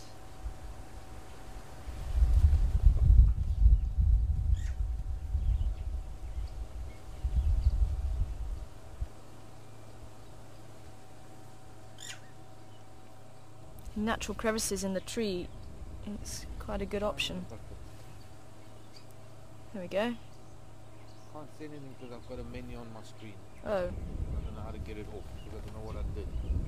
Right, never mind, I got you got it. Okay. I can't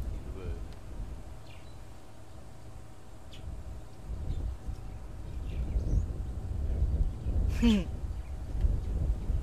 Oh, I think we've got a bit of a nest war going on.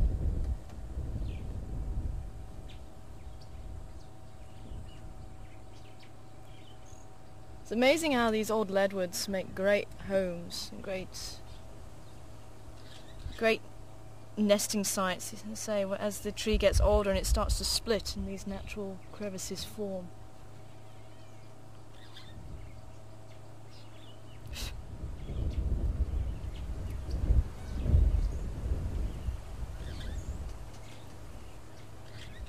Still now, bird. Still. There you go, you got it in the sun now. A beautiful metallic.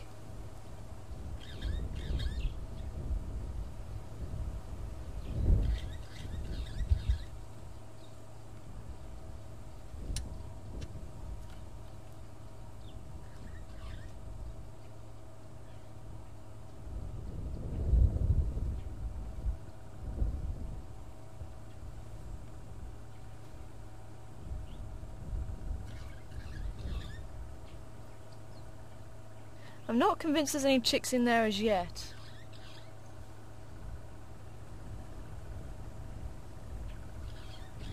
Just deciding if that's going to be the right place for them or not.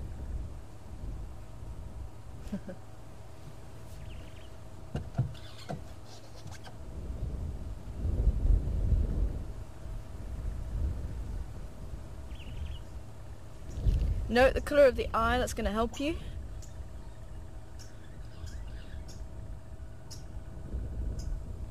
And the tail.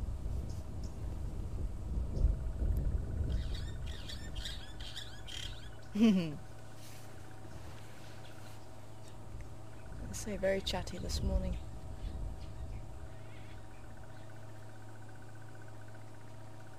Cool. Alrighty. Oh.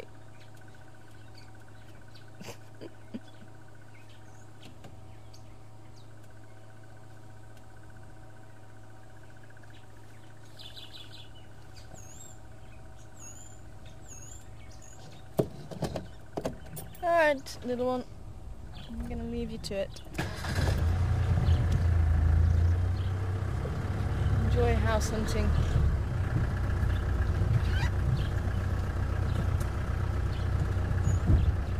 There is something that it wants to eat, but his partner is sitting there. It looks like his partner's sitting there.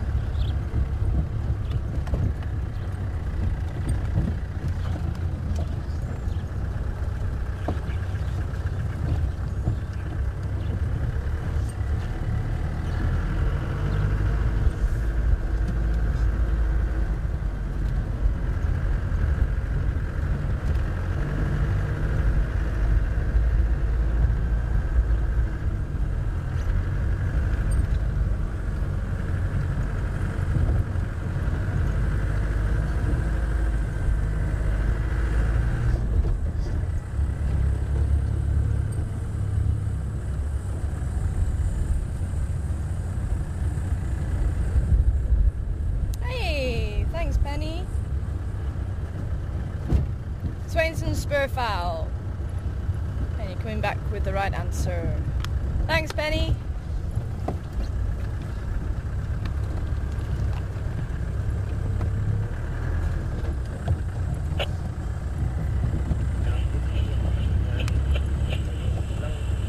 Randy! Well done, Randy.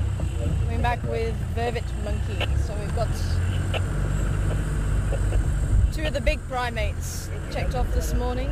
It's actually quite nice. You can see the difference with the black face and the grey coat, whereas the baboons have got that long muzzle and brown rather than grey. So quite nice to see the difference between the two. And that long, beautiful tail of the vervet monkey hanging down.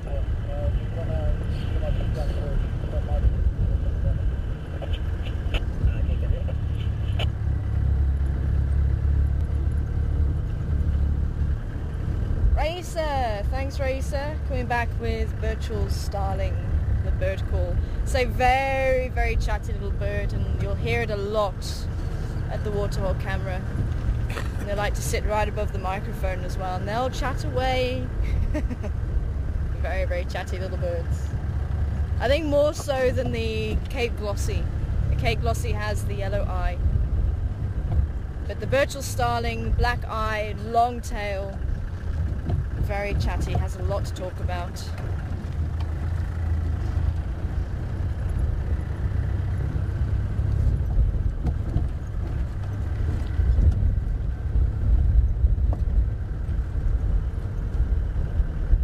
So we're going to head north to Buffelshoek Dam. See if there's anybody around there. Come down towards Tamborty Dam, I think. Gowrie Dam. There's not much in the way of tracks for big animals. But the wind is quite choppy, so they might just be in the thicker parts of the bush this morning. But as I say, I was hoping the dogs would double back and come back to Treehouse Dam, but it doesn't look like they did that. Some guides have already checked out Impala Plains, Hyena Den. Nothing happening around there, so that's why I'm going to head east to Buffelshoek Dam, see if there's anything around there. I don't think anyone's checked up there yet. Cool, so we've got a couple of questions coming in.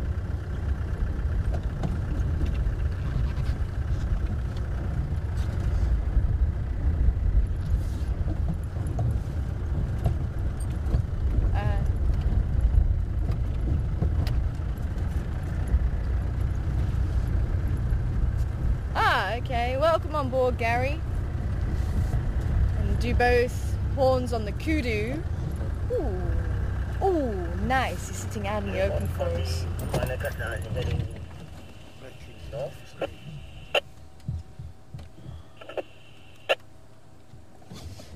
Someone actually mistook this for...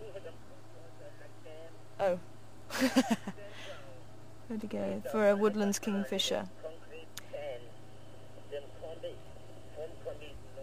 But it is a brown-hooded kingfisher. Now the brown-hooded has got the brown cap and the brown on the wing, and that light blue right at the base of the wing.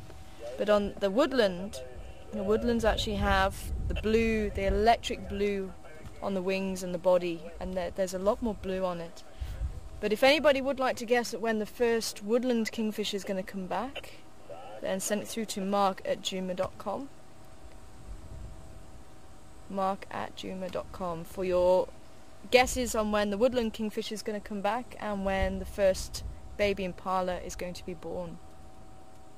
So, I think the first woodland is going to come back.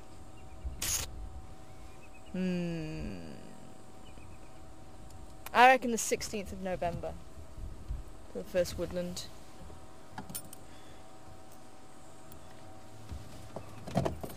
We good?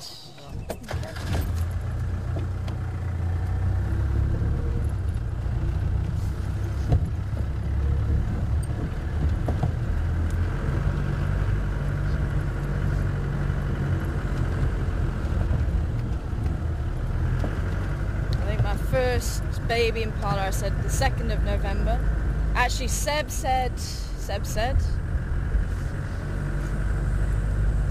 the 24th of October for the first impala, and is that tomorrow? Is the 24th tomorrow? Could be. I've lost track of dates.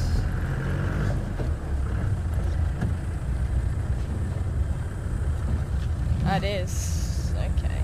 I said the 2nd of November. I'm going to say the 16th for the woodland kingfisher.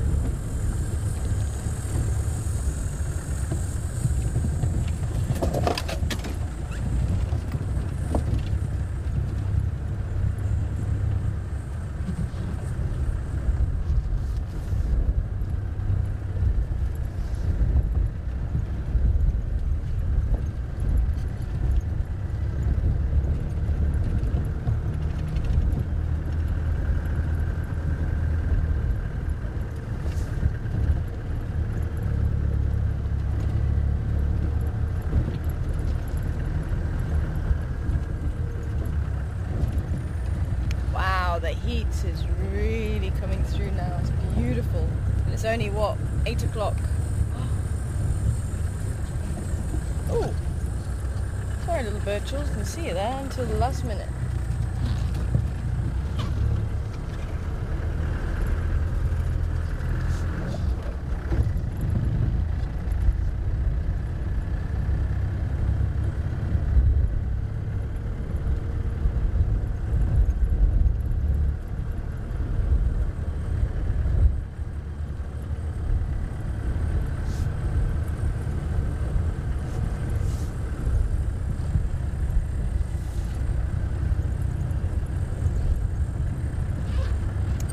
So, I got distracted again, didn't I, by the kingfisher? Sorry, Gary. I'll get to your question. Just Gary wanting to know: are the kudu horns, are they the same when they turn? And I think you're talking about on each individual. So each individual, each horn will mimic the other, or whether all the kudus are exactly the same. Because each individual, there is a slight variation on the same design. So you will get the corkscrew at roughly around a similar age, but you may get some turning slightly earlier than others, but it will happen roughly around the similar age. But obviously things are going to, or factors are going to come into that, whether they've got a lot to eat and they're going to be fit and healthy. That may have an effect on the growth rate. So that's why if you've got a male who's got extremely long horns, he's going to be fairly old, but it does mean that he's quite fit and strong to be able to carry those. If you've got a male who's maybe not as fit, maybe he's ill, or maybe injured, then the growth rate on the horns is probably going to be less. On the individual themselves, usually both sides will mimic each other. The widths that the horns, or the separation between the horns, can vary quite dramatically. I mean, we've seen some where the tips of the horns, there's at least a meter and a half between them. There's some that have just got a very wide distance between the horns. But if you look at each individual, that they will mirror each other. Say as they get older, the males, the tips, that colour of the keratin does become less, and it could be that it is wearing off because of them horning vegetation or the mud, things like that.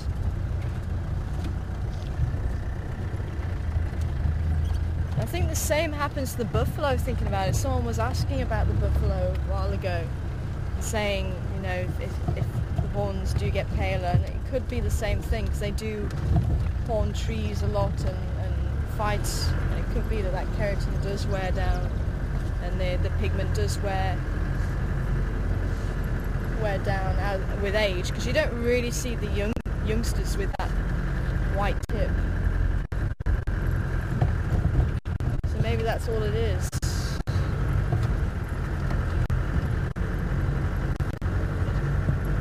And who was asking about the highway?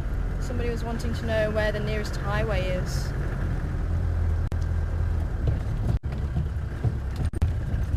Billy Bob. Good morning to you, Billy Bob. Good to hear from you. Where's our nearest highway? I would say it's the N4, which is a good 3 hours drive from here. Whichever road you take, 3.5 hours.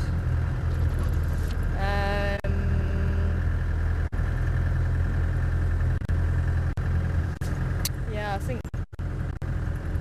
What's the highway that goes to Messina? That's not the.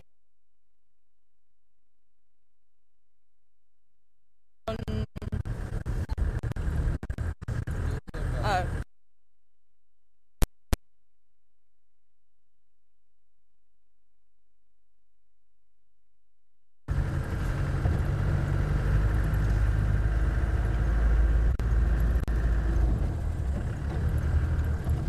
Did you get about the N4? 3 hours and a half away.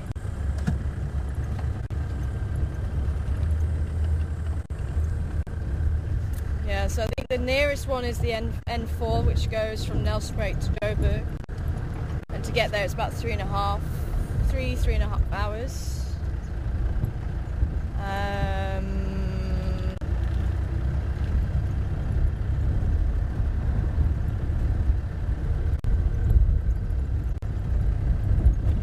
I think the N1 that goes from Joburg right up to Messina, I think.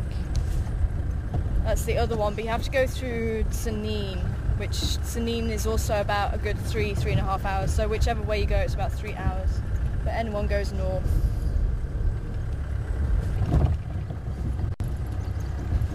And those are the two that I drive on. I think the rest of the highways are around Joburg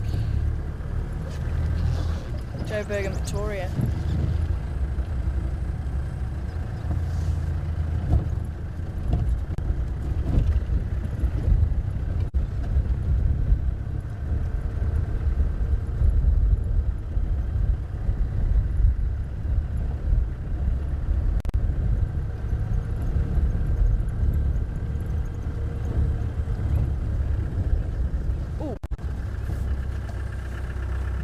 I think we're too far away. Can you hear this bird call?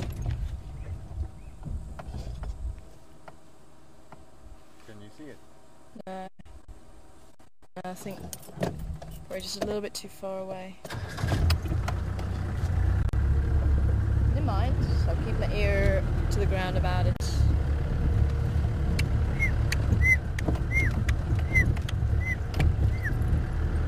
Black back, puff back.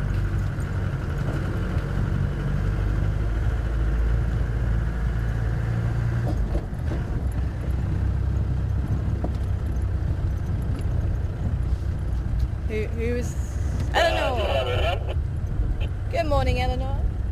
Welcome on board. Wanting to know, are we only accepting the new names or the old names? We're accepting both, Eleanor. Both names are in the checklist. And it's quite nice to get the both names.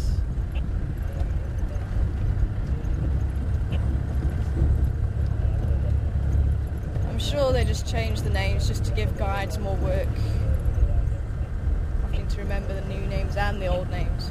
Because you can be sat with your guests and going, this is a such and such, and your guests are going, no, I know it's a such and such, and you're going, no, it's definitely a such and such. And then you come to the conclusion that actually it's a bird that's changed its name, and neither of you realise that it changed its name. Well, the bird didn't change its name. The bird didn't have any say in the matter.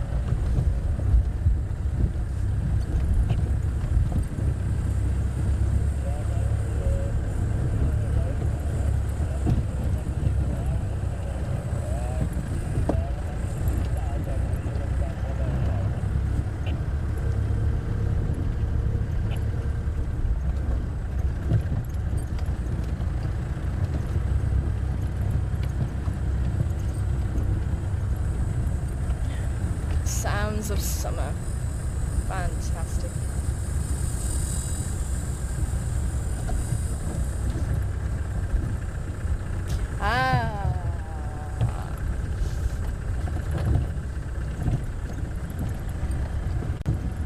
I saw my first greater blue-eared starling the other day, Raisa, and that was actually one of the birds I was trying to get people to identify, but the stream cut out.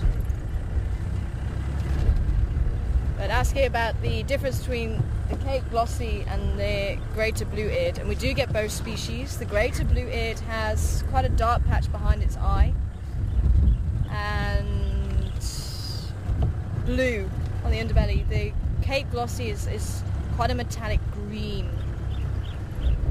Also has quite a bright yellow eye. Wow, there's not much going on at the dams this morning. I say the wind could have a lot to do with it. Hello, monster.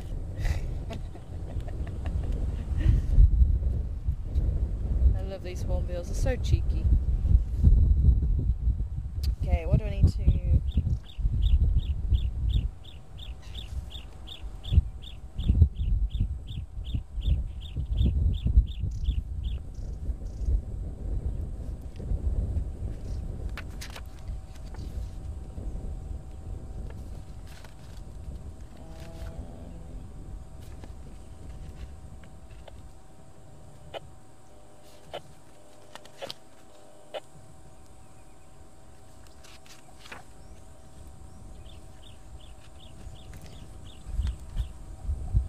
really don't like the way the bird list is put in here. It's so difficult. I know some other people have been saying they've been finding it quite difficult to check things off.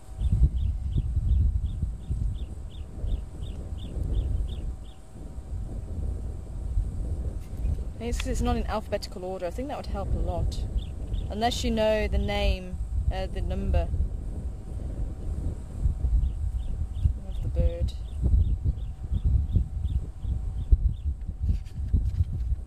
Oh, we have a hippo. Hello, hippo. What's up to you? Oh, how's our goslings actually? Right on the other side of the bank. What? The goslings. How many are there? 7. Oh, is there still 7? Fantastic.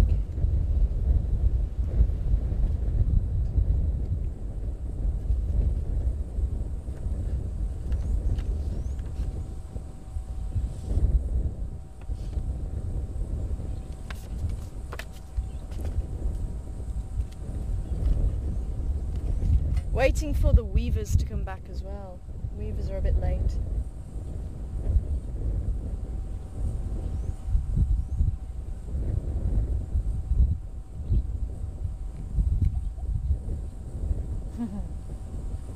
We're getting surrounded. What you doing?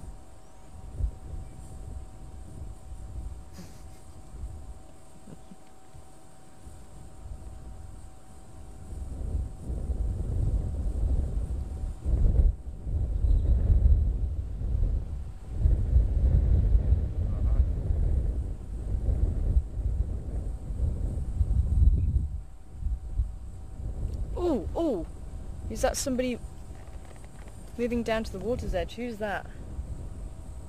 Where are you looking? Oh. I thought I saw a snake or something moving down to the water's edge, but it's a grey lory drinking. Just past the Egyptian geese family.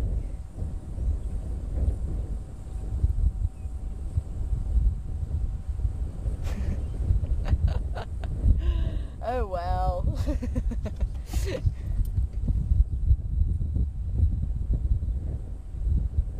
Wow, this wind's really picking up. I think this is why we're not seeing too much in the way of the big mammals.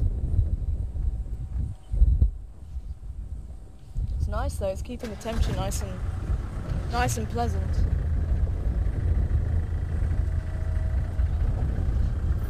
Oh yes, actually while we're here, let me just show you Cape Glossy.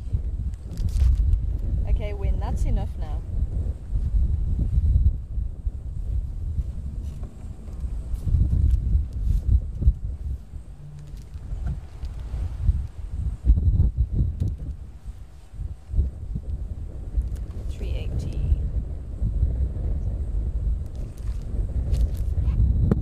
Go. So the blue behind the eye and the blue belly and the flanks. But other than that, they do look fairly similar. It's quite a difficult one. And then the Cape Glossy, say overall green. Going a little bit too fast for me. Oh. Letting us focus a little bit. Start again. So there you go. So you can see the blue behind the eye.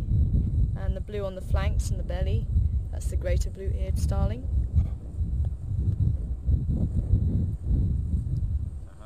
And then the Cape Glossy, completely green. You know, there's not much in a difference over the body. And this yellow eye on both.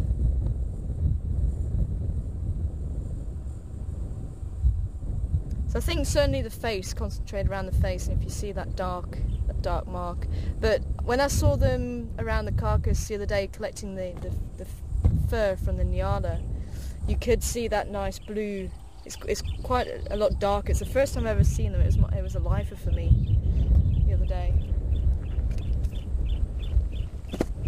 So you can see a difference, you just have to look for it. Ooh! Hmm? There's one that's making a noise behind us. Oh! Do you hear it? No, I was looking at the heifer. I wasn't. You're gone. Oh.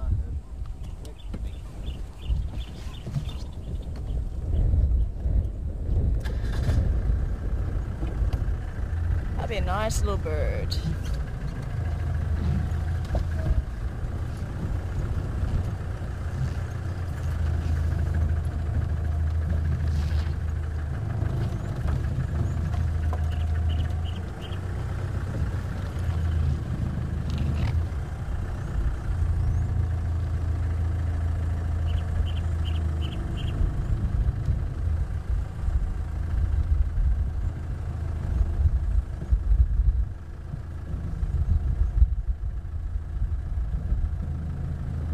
Into the Nogthorn, right? That's in the middle of this. Stop calling as well. Oh well.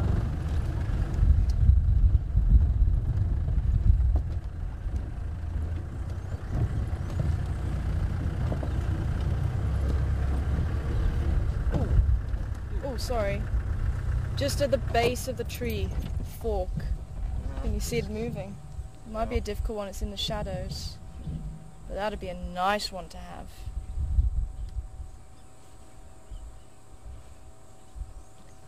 See, you don't always need big animals. Are you able to see it? Or does he move now?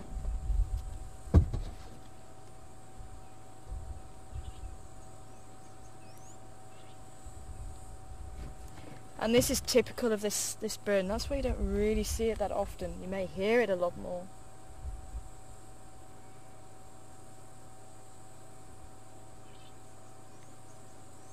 Yeah, right at the base of the tree. Beautiful little bird.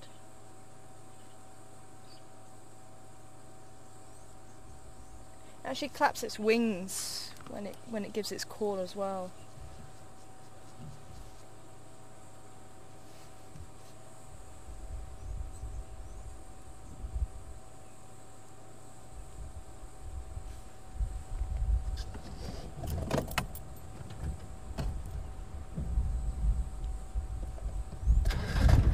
Very, very nice. Sorry, Seb, what was that question? Missed that one.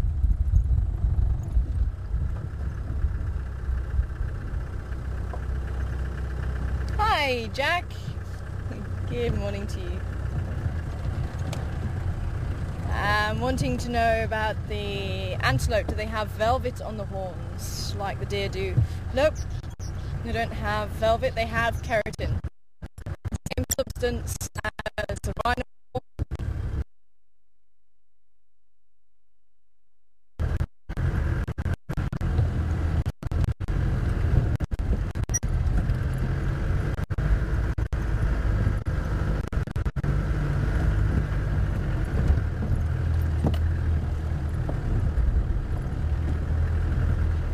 Bye, Hippo. Hippo's not really wanting to play. They don't want to play. That's just rude.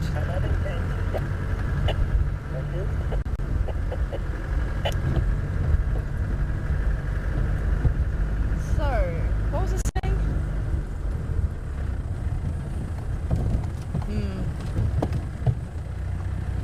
Oh yes, keratin.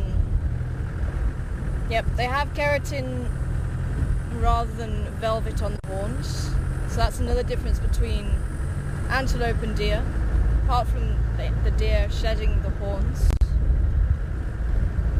The antelope don't, but the antelope have the keratin covering, whereas the deer have the velvet, the skin velvet. And the keratin is the same substance as your fingernail, your hair. Same substance as the rhino horn, as a turtle's beak,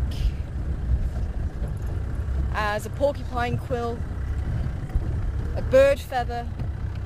It is such a versatile substance. And it can be hard, it can be soft, or flexible should I say, because hair is still quite durable for the size that it is, the width that it is. Very durable.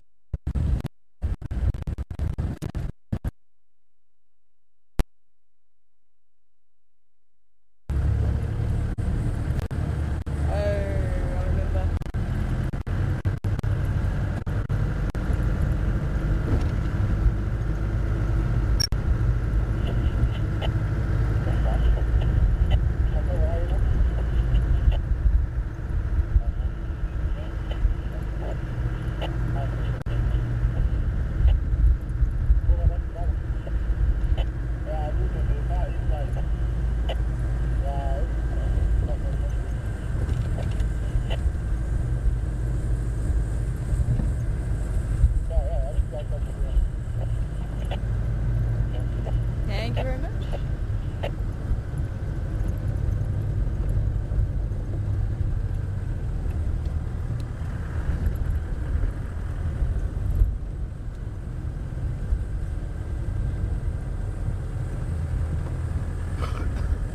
Ellen.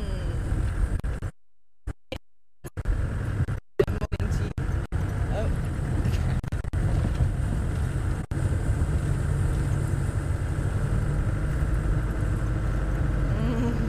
Don't go!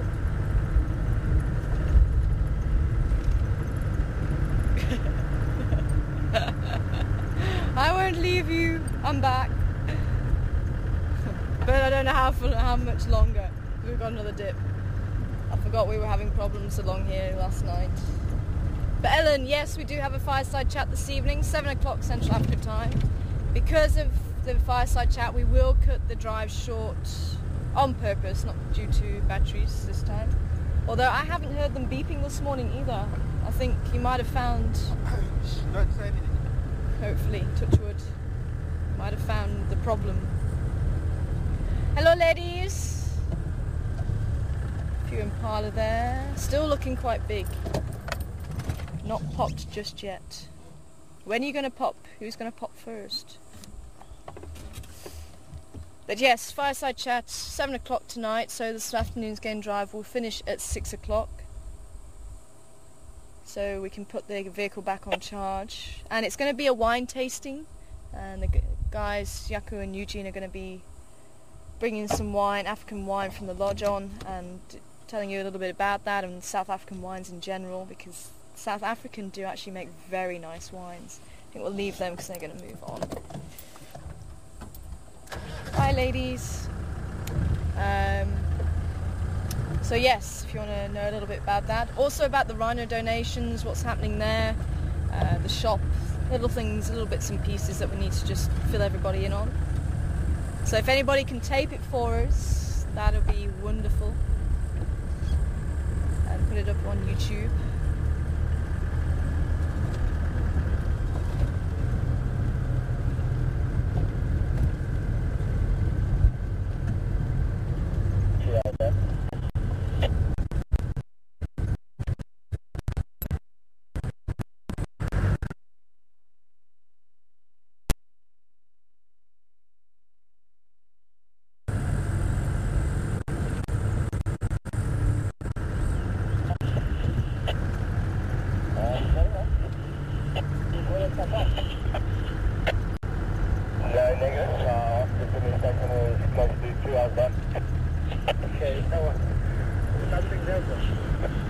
No, nothing. I'm still approaching, but definitely no going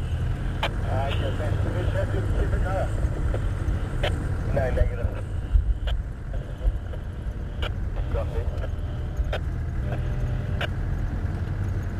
Has any station checked Triple M this morning?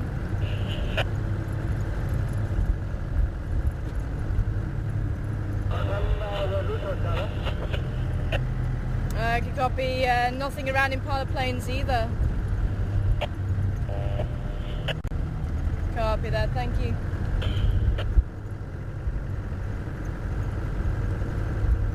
Are we back? We're still away. Okay, cool. Okay, so yes, fireside chat tonight. Please join us. Hopefully it'll be a good one. And I think actually I missed part of a question earlier as well. What animals, apart from dogs, do we rarely see? Pangolin would be up there on the list. Pangolin, the scaled anteater. Beautiful little animal. I've only ever seen one in my life, and that's kind of the guide's her grail, I suppose. That is the platinum animal to see in the bush. You don't see it very often. Other things like honey badgers as well, love to see, but we don't see very often. Aardvark as well. Cheetah.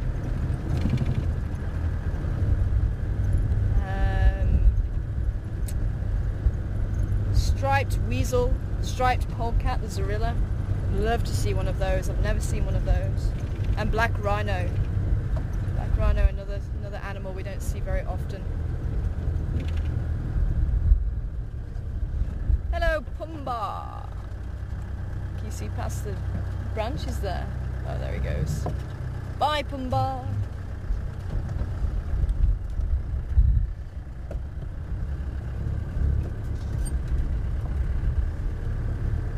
Ungalulu. Ungalulu. Warthog. What? Hi Jenny, good morning to you. Wanting to know how can we tell where we are without getting lost? But this way, it takes a little bit of a while to actually get to know where you are. It took me a little bit longer than maybe what I would have done if I was able just to go out and look at the roads and everything. But I was learning as I was going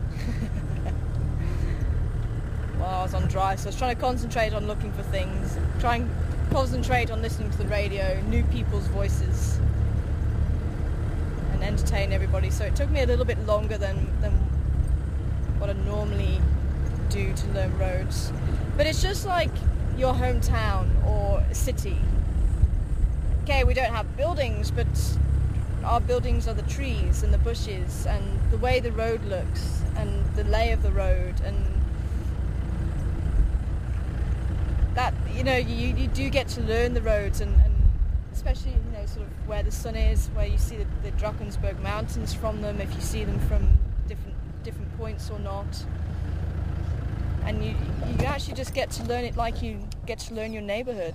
It's just, as I say, different looking trees. I mean, sometimes you actually hear, okay, there's a sighting at such and such a place at that jackalberry, and everybody knows which jackalberry you mean, 'cause it might be the only jackalberry along that road, or it might be the most distinctive jackalberry, or the leadwood. You know, we use those markings rather than, you know, the actual buildings or road names. And as I say, everybody gets a map who drives this area, and they get to learn the roads and know the roads, and it's a mental map. We do still have the maps with us if we ever need to revert back to them,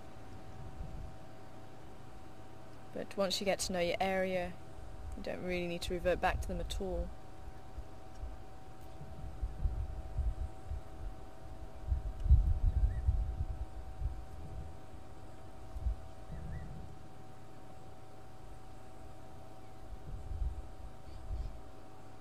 Good morning to you, Mr. Zebra.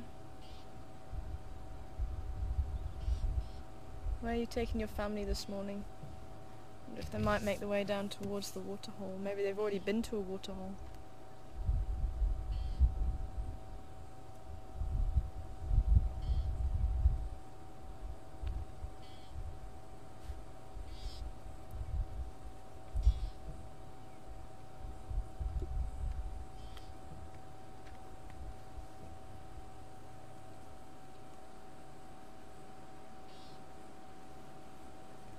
See that? All using the same pathway, walking one behind the other.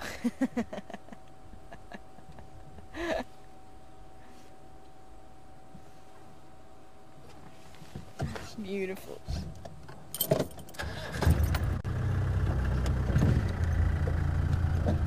And quite often, actually, you can probably see, are we able just to have a quick look at this little pathway here, this trail? There you go. You can see, especially at this point in time, where the animals have been walking, and it won't just be zebra, it'll be impala, it could be elephant, it could be rhino, it could be leopard, it could be any animal, and that'll be the easiest way through the bush. And if you're ever walking in the bush, using these animal trails is one of the best ways, because they pick the easiest route, whether it winds around trees or whether it goes straight is a different matter. Most of the time you'll get them going straight, but then if you've got an obstacle, they'll go around the obstacle. And it's a way to reduce the amount of energy you waste as you walk through the bush.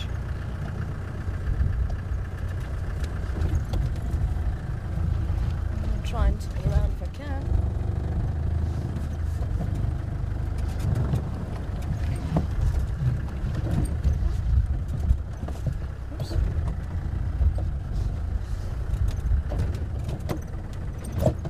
Tamborti Dam, the north of Tamborti Dam, which is actually just where we are now, is where Karula was last seen. Am I pulling a Austin Powers on myself again?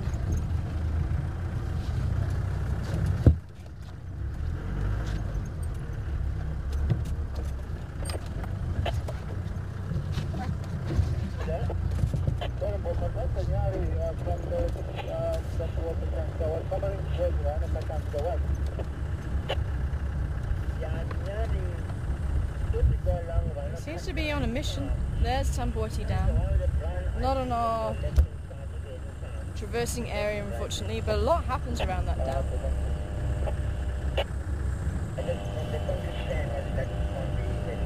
I think he's heading that way. Yep. No, yes, no, no. Where are you heading?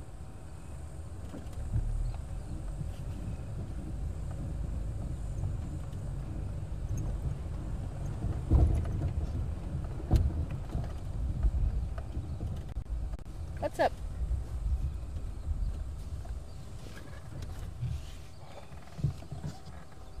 you running for?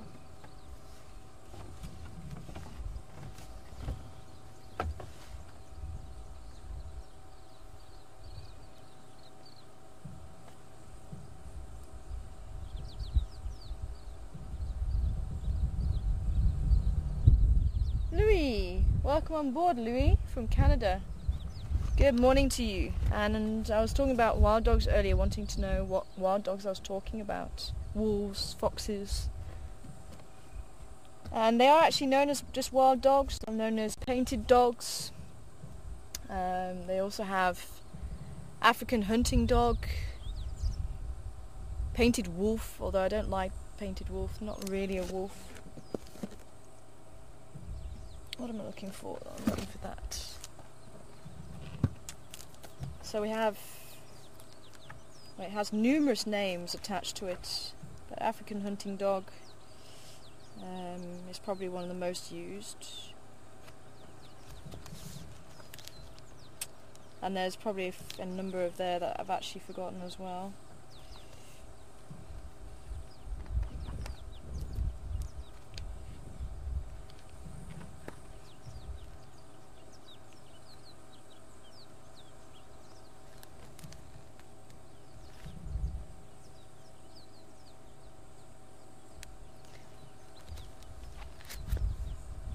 Beautiful markings above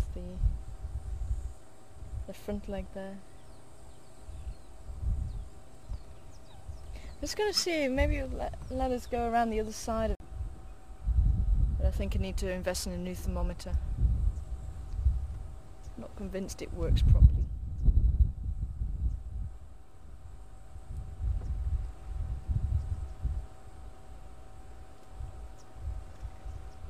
Yes, I totally agree.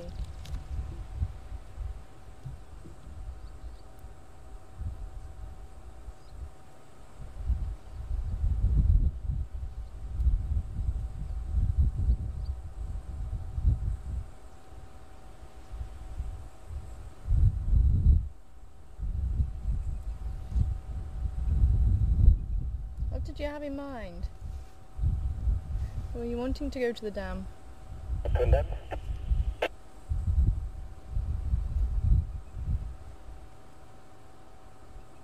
No, negative. I'm just asking if there's any station at Twindam.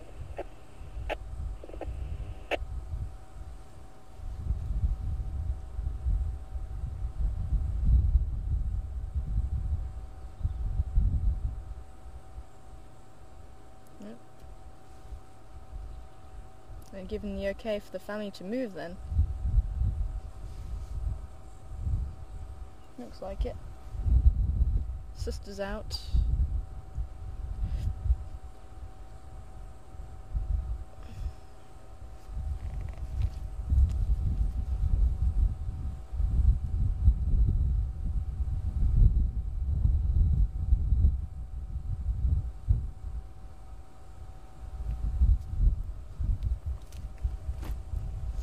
There's not really too much difference between male and female zebra, although that chest at the front is quite big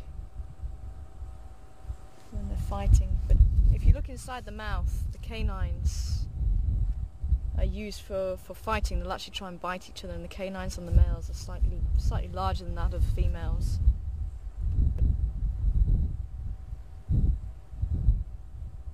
But otherwise, the stripe on the belly is supposed to be thinner than that on a male than it is on a female. You don't always see that.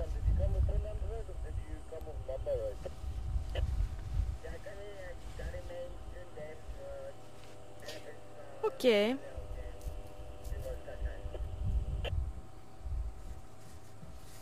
You're going to cross the road, mister. We're going to head down towards Gowrie Dam, I think. Males are supposed to be slightly larger than females, but I've seen small males. I've seen very successful small males, actually. So it's not always the case.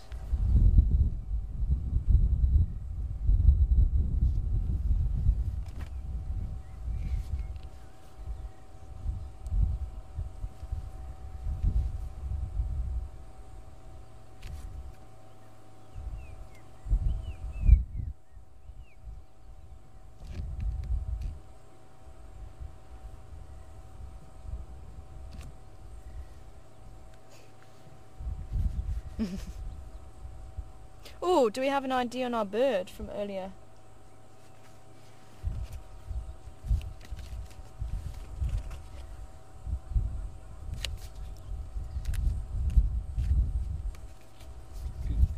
Like he stopped in mid-stride.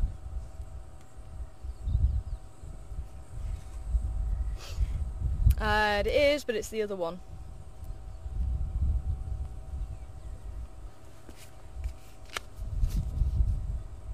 Yep.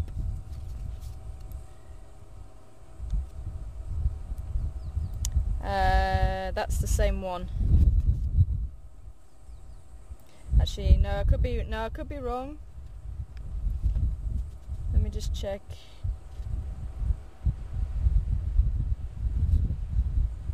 I think that could be.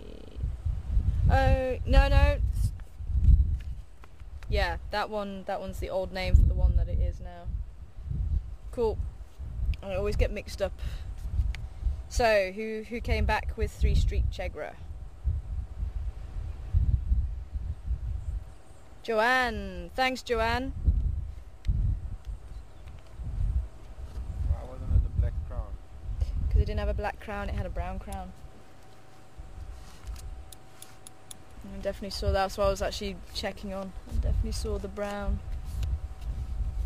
Well, at least we got the Chegra, and as I always forget who the 3 Street is, whether it's the brown or the black. But the new name is Brown Crown Chegra for the 3 Street, which is what it was. Thanks everybody for guessing.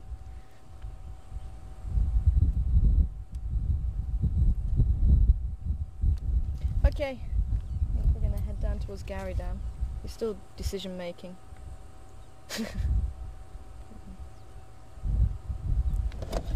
Probably not going to cross the road until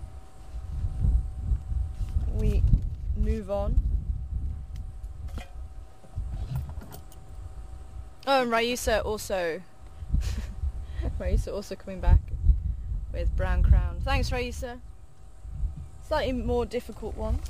Actually, while we're waiting for him to cross the road, we can have a quick look at the painted dogs.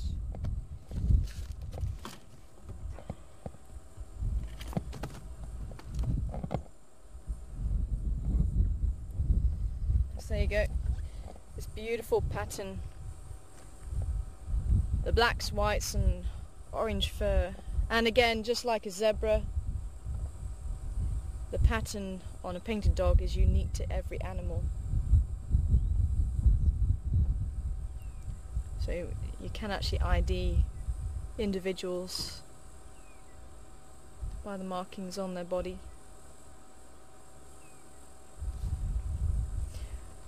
Probably one of the most successful predators. Crocodile, I don't know where that ranks, but certainly out of the mammals, the wild dogs, probably one of the most successful. I think most of their hunts, about 80% end in a kill. And in some areas where they're extremely successful at hunting, you may even get them having a breakfast and dinner if they're that successful. Move your head a little bit. Oh, sorry.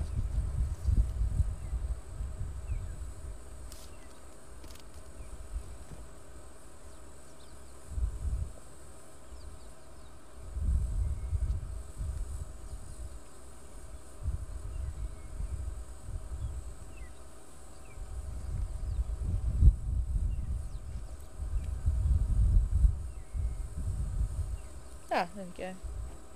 Now I'll just quickly show you 374. Caesars, we didn't see him too well.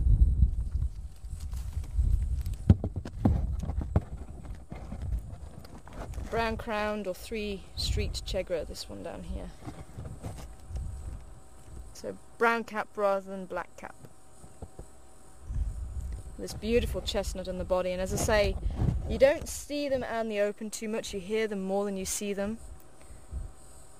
And it tends to stay in the bush, the thicker part of the bush. You see them bobbing around the bottom of the small tree. And the black crown's the one just above. So instead of the black, instead of the brown, it's the black on the top there.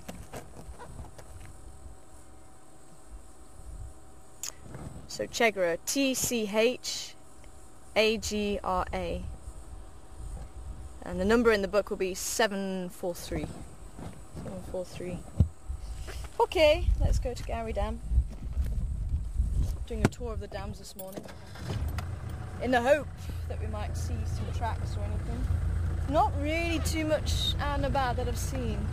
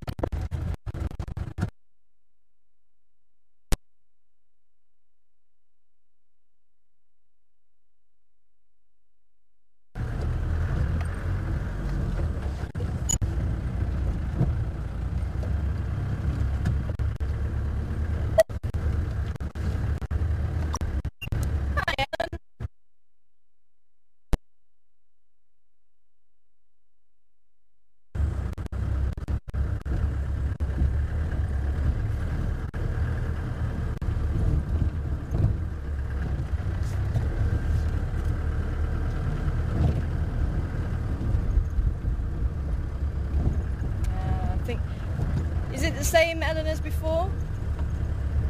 Same Ellen? Yep.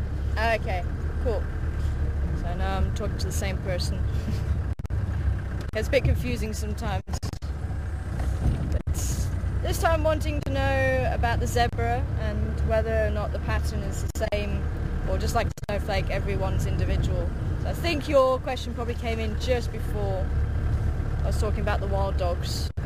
But yes, very much so, individual.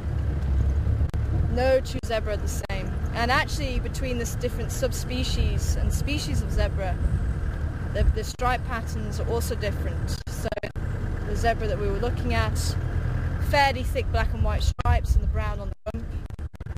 Whereas the grevy's very thin stripes up in East Africa. Mountain zebra. Oh.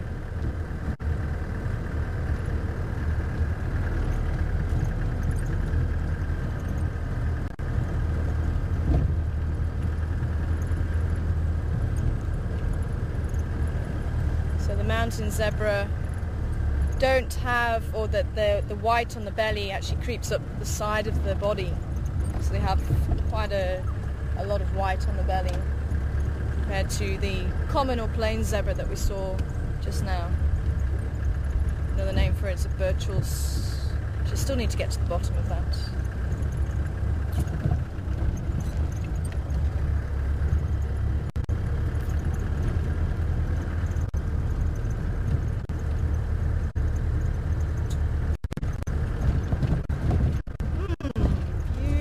Sky, not a cloud in sight.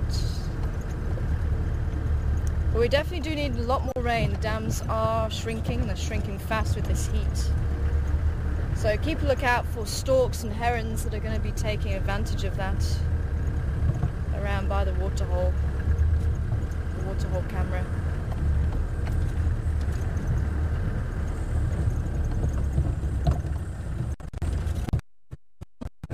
Sorry.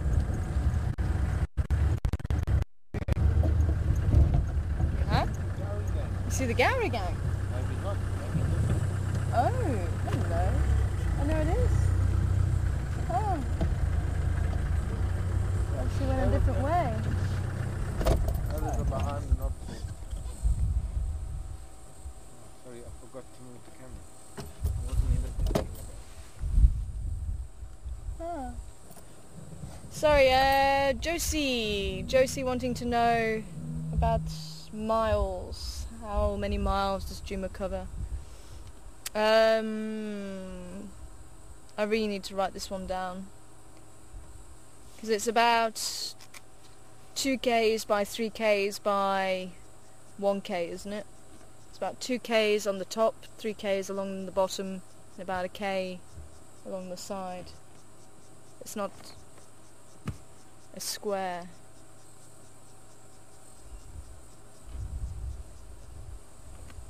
Cool. Oh, it's still there. So if anybody can do the conversion for me, one of these days I'll actually remember it. 3.8 square miles. 3.8 square miles. But that's just... So that'll be the area.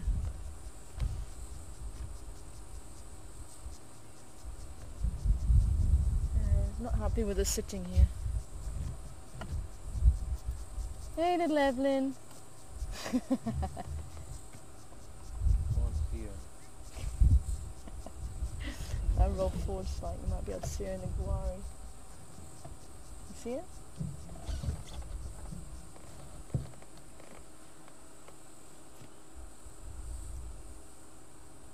And little Genesis as well.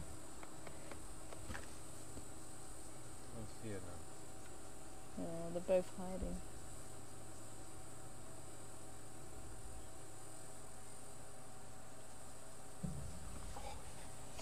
I think we're gonna leave them though, because they are a little bit unhappy with us being so close. I wonder how... I mean, they must have done a 180 to come. Yeah, I think they must have done, because they were heading down towards the old hyena den.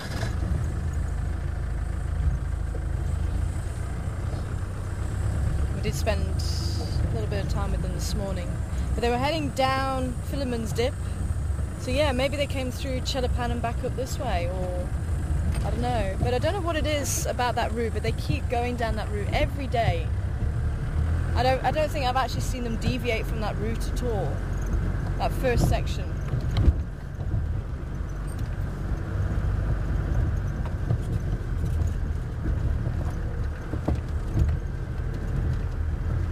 So maybe there's, I don't know, a few trees there that are actually either blooming or they've got really nice tasty leaves, or there's somewhere where there's insects coming out and it's just, if they keep getting food there every day. Oh dear. Who was asking about trees earlier? This one was definitely pushed over by an elephant.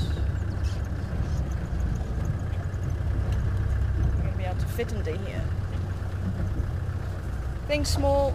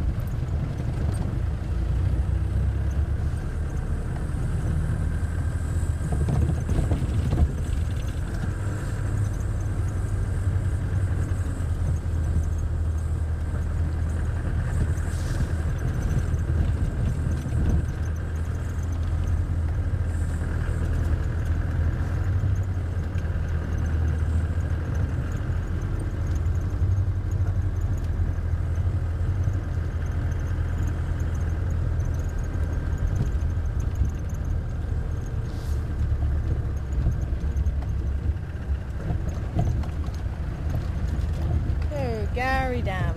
Let's see what we've got around Gowrie Dam. Head up towards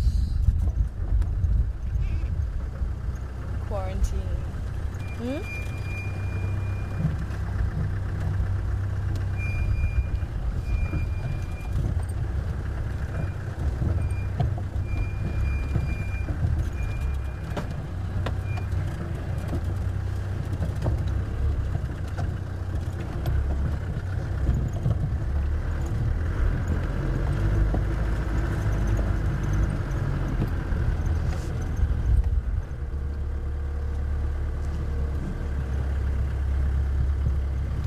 Everybody's sleeping underneath the shade there. Hey.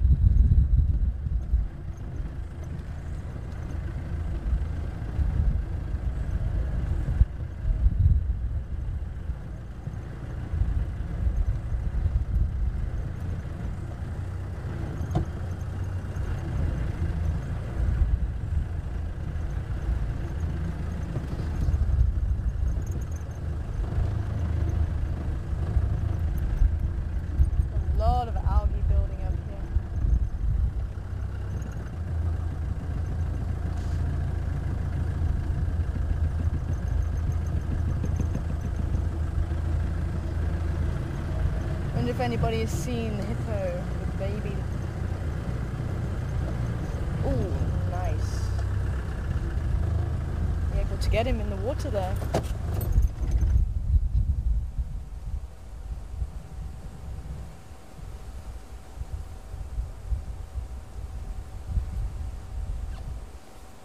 Very, very nice. Just blowing to another one. Yeah. A smaller one. Can you see the other one? I saw it now, but I knew what this one was doing, and I was only watching it through the camera. Yeah. And I can't see the other one, but It's just a foot away from it on the left. oh yes, now I see it. Oh wow, look at that camouflage. Yeah, that jerky movement. There you go. You can see the jerky movement of the head. Say that tongue flicking in and out. This one you can ID. This one's quite a fun one to ID. With the tongue flicking in and out, scenting the other one. Maybe he actually caught the scent of it before he saw it.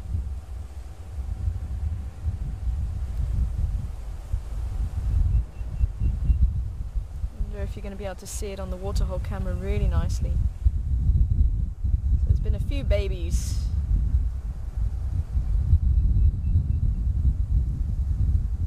And we did see tracks of a pair before we went on leave, a while before we went on leave, and I wonder if the hatchlings are from that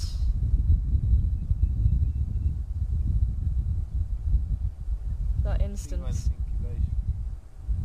3 months incubation. Oh, is it 3 months? But what was it? Oh, it was just before we went on our normal leave. I was thinking we were actually Safari TV. That would have been about right, but you're right, it is. It was before we went on our last leave. Oh well. Are you going to come back this side?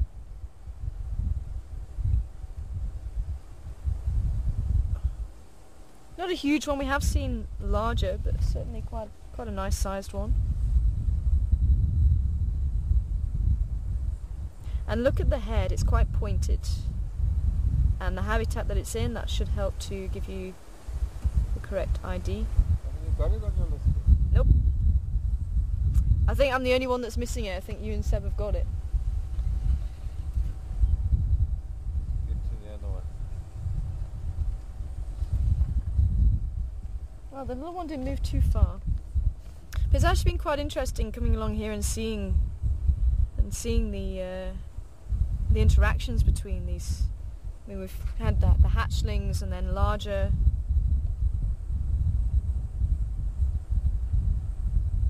older individuals. Got a bit of algae on top of the head there. And you may have noticed when the tongue was flicking out, the fork in the tongue. A bit like a snake.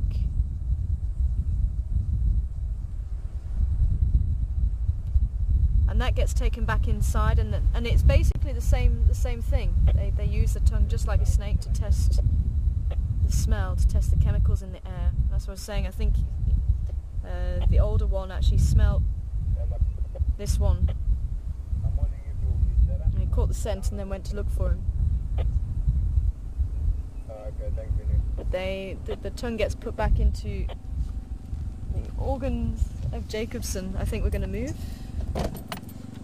Monitor.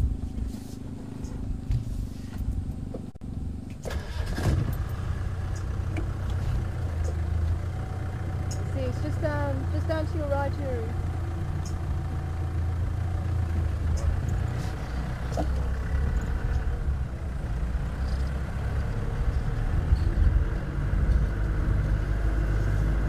But yes, organs of Jacobson.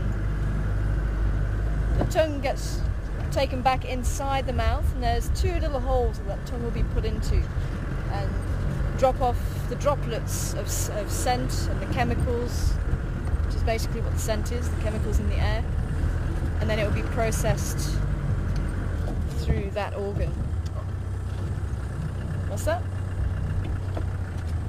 Looking at it? No, nothing. I thought you said something. Yeah, I did. My eye. Oh. My glasses. see anything on the monitor, so I'm trying to see everything through the eyepieces.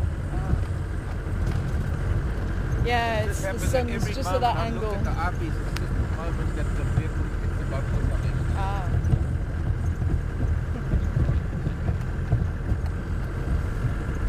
Sorry, go again, Seb.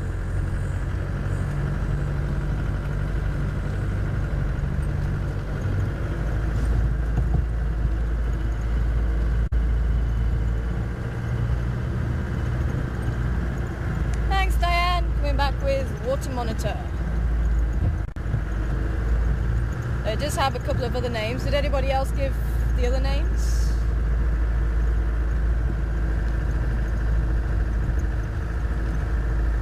With Nile monitor.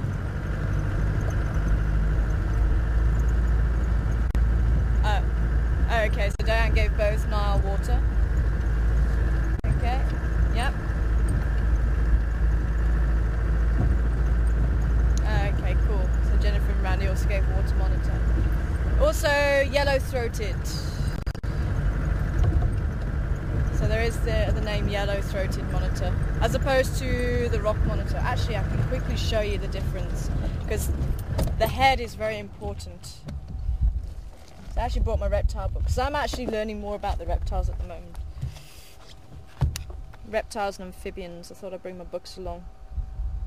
So I can quickly show you the differences between the two while I've got my book. She says quickly. Quickly. Quickly.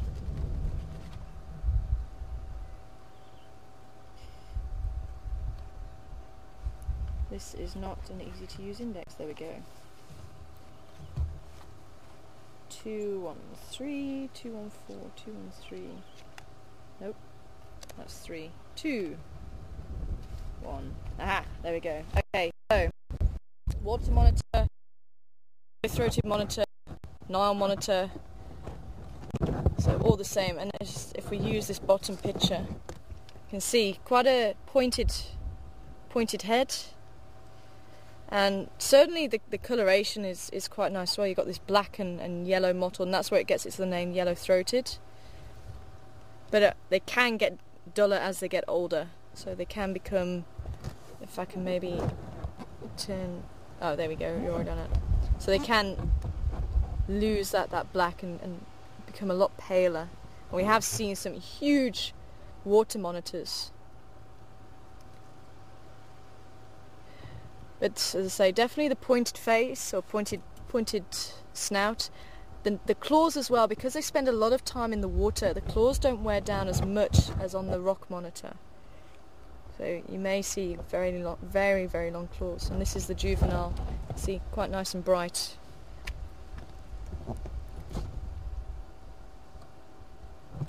And if I turn the page, I can show you, hopefully you can see instantly this difference in head. Look at how blunt the head is.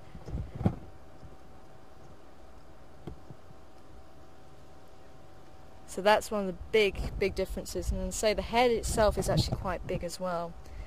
The coloration not as bright as the water monitor. And look at the claws. Hopefully you can see the claws are not that long, because they obviously not spending time in the water, they're spending time climbing over rocks and trees and things like that. Although the water monitor will still climb trees, they're very good climbers. You can see the claws much smaller. And one of the other things is obviously the snout as well. I think maybe this one here, you can see it a lot nicer. It's quite a large nostril.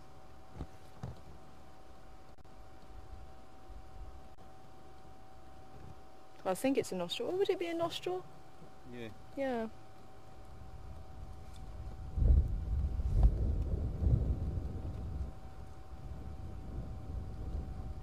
So hopefully that helps you to distinguish between the rock or white-throated monitor, which is, so the name, you can see the white throat there. That's the two different monitors. And this book, I'm sure some people will be asking. A very nice book, Guide to the Reptiles of Southern Africa. They do just a snake book. It does actually Johan Marais and Graham Alexander. it does have a bit of information about some of the more common reptiles. A bit about the terrapins, that's why I brought it along actually. The terrapins, crocodile, snakes, lizards, geckos, chameleons. So quite a nice identification on the reptiles. So there we go.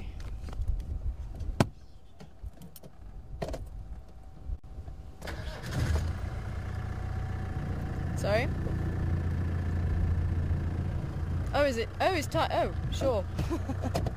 There's me rabbiting on.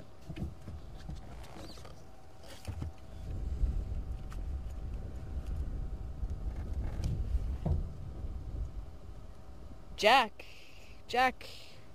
Hi, Jack. Apparently, last question from you. Isn't the water monitor eggs gestation period about a year? Well, I'm not actually, I forget now, gestation period, but they can actually lay the eggs in a termite mound, which helps to incubate them, and they will hatch out usually a lot quicker than if they use their own nest. That's one of the things that they actually do to help that. I'm just trying to see. So you said about 3 months, hey Mark?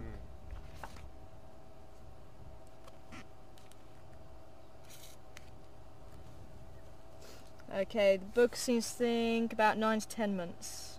9 to 10 months? 9 to 10 months. They say I know if they're in the termite mound it is quicker. It is what? If they actually use a termite mound, it is quicker. But only by a couple of months, I think. So water monitor, 9 to 10 months. And also rock monitor, about 10 months. Thanks, Jack. Somewhere in my brain it was 3 months. So I couldn't remember.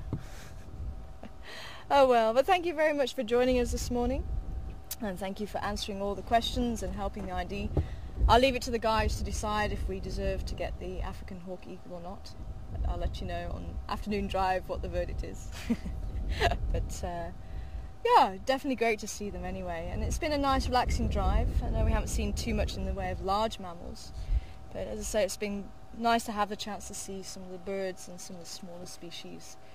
It's quite a relaxed one, but we'll see if we can find tracks of some of the larger mammals this afternoon. Maybe Karula might pop out, maybe the cubs. We might try on the western side around Impala Plains, somewhere on the line, and go and see what's going on down that side. But I know there's a lot of activity up and down there, so I thought, well, we'll spend a bit of time on the east. But thank you. Join us again this afternoon, 3:30 Central Africa time, and we'll be having the fireside chat at 7 o'clock Central Africa time after the afternoon safari. So do join us then. Thanks, Mark, for your camera work and your spotting there this morning. And Seb back in final control. My name's Tara, and you've been watching the live drives here at Chuma Game Reserve. Bye, everybody.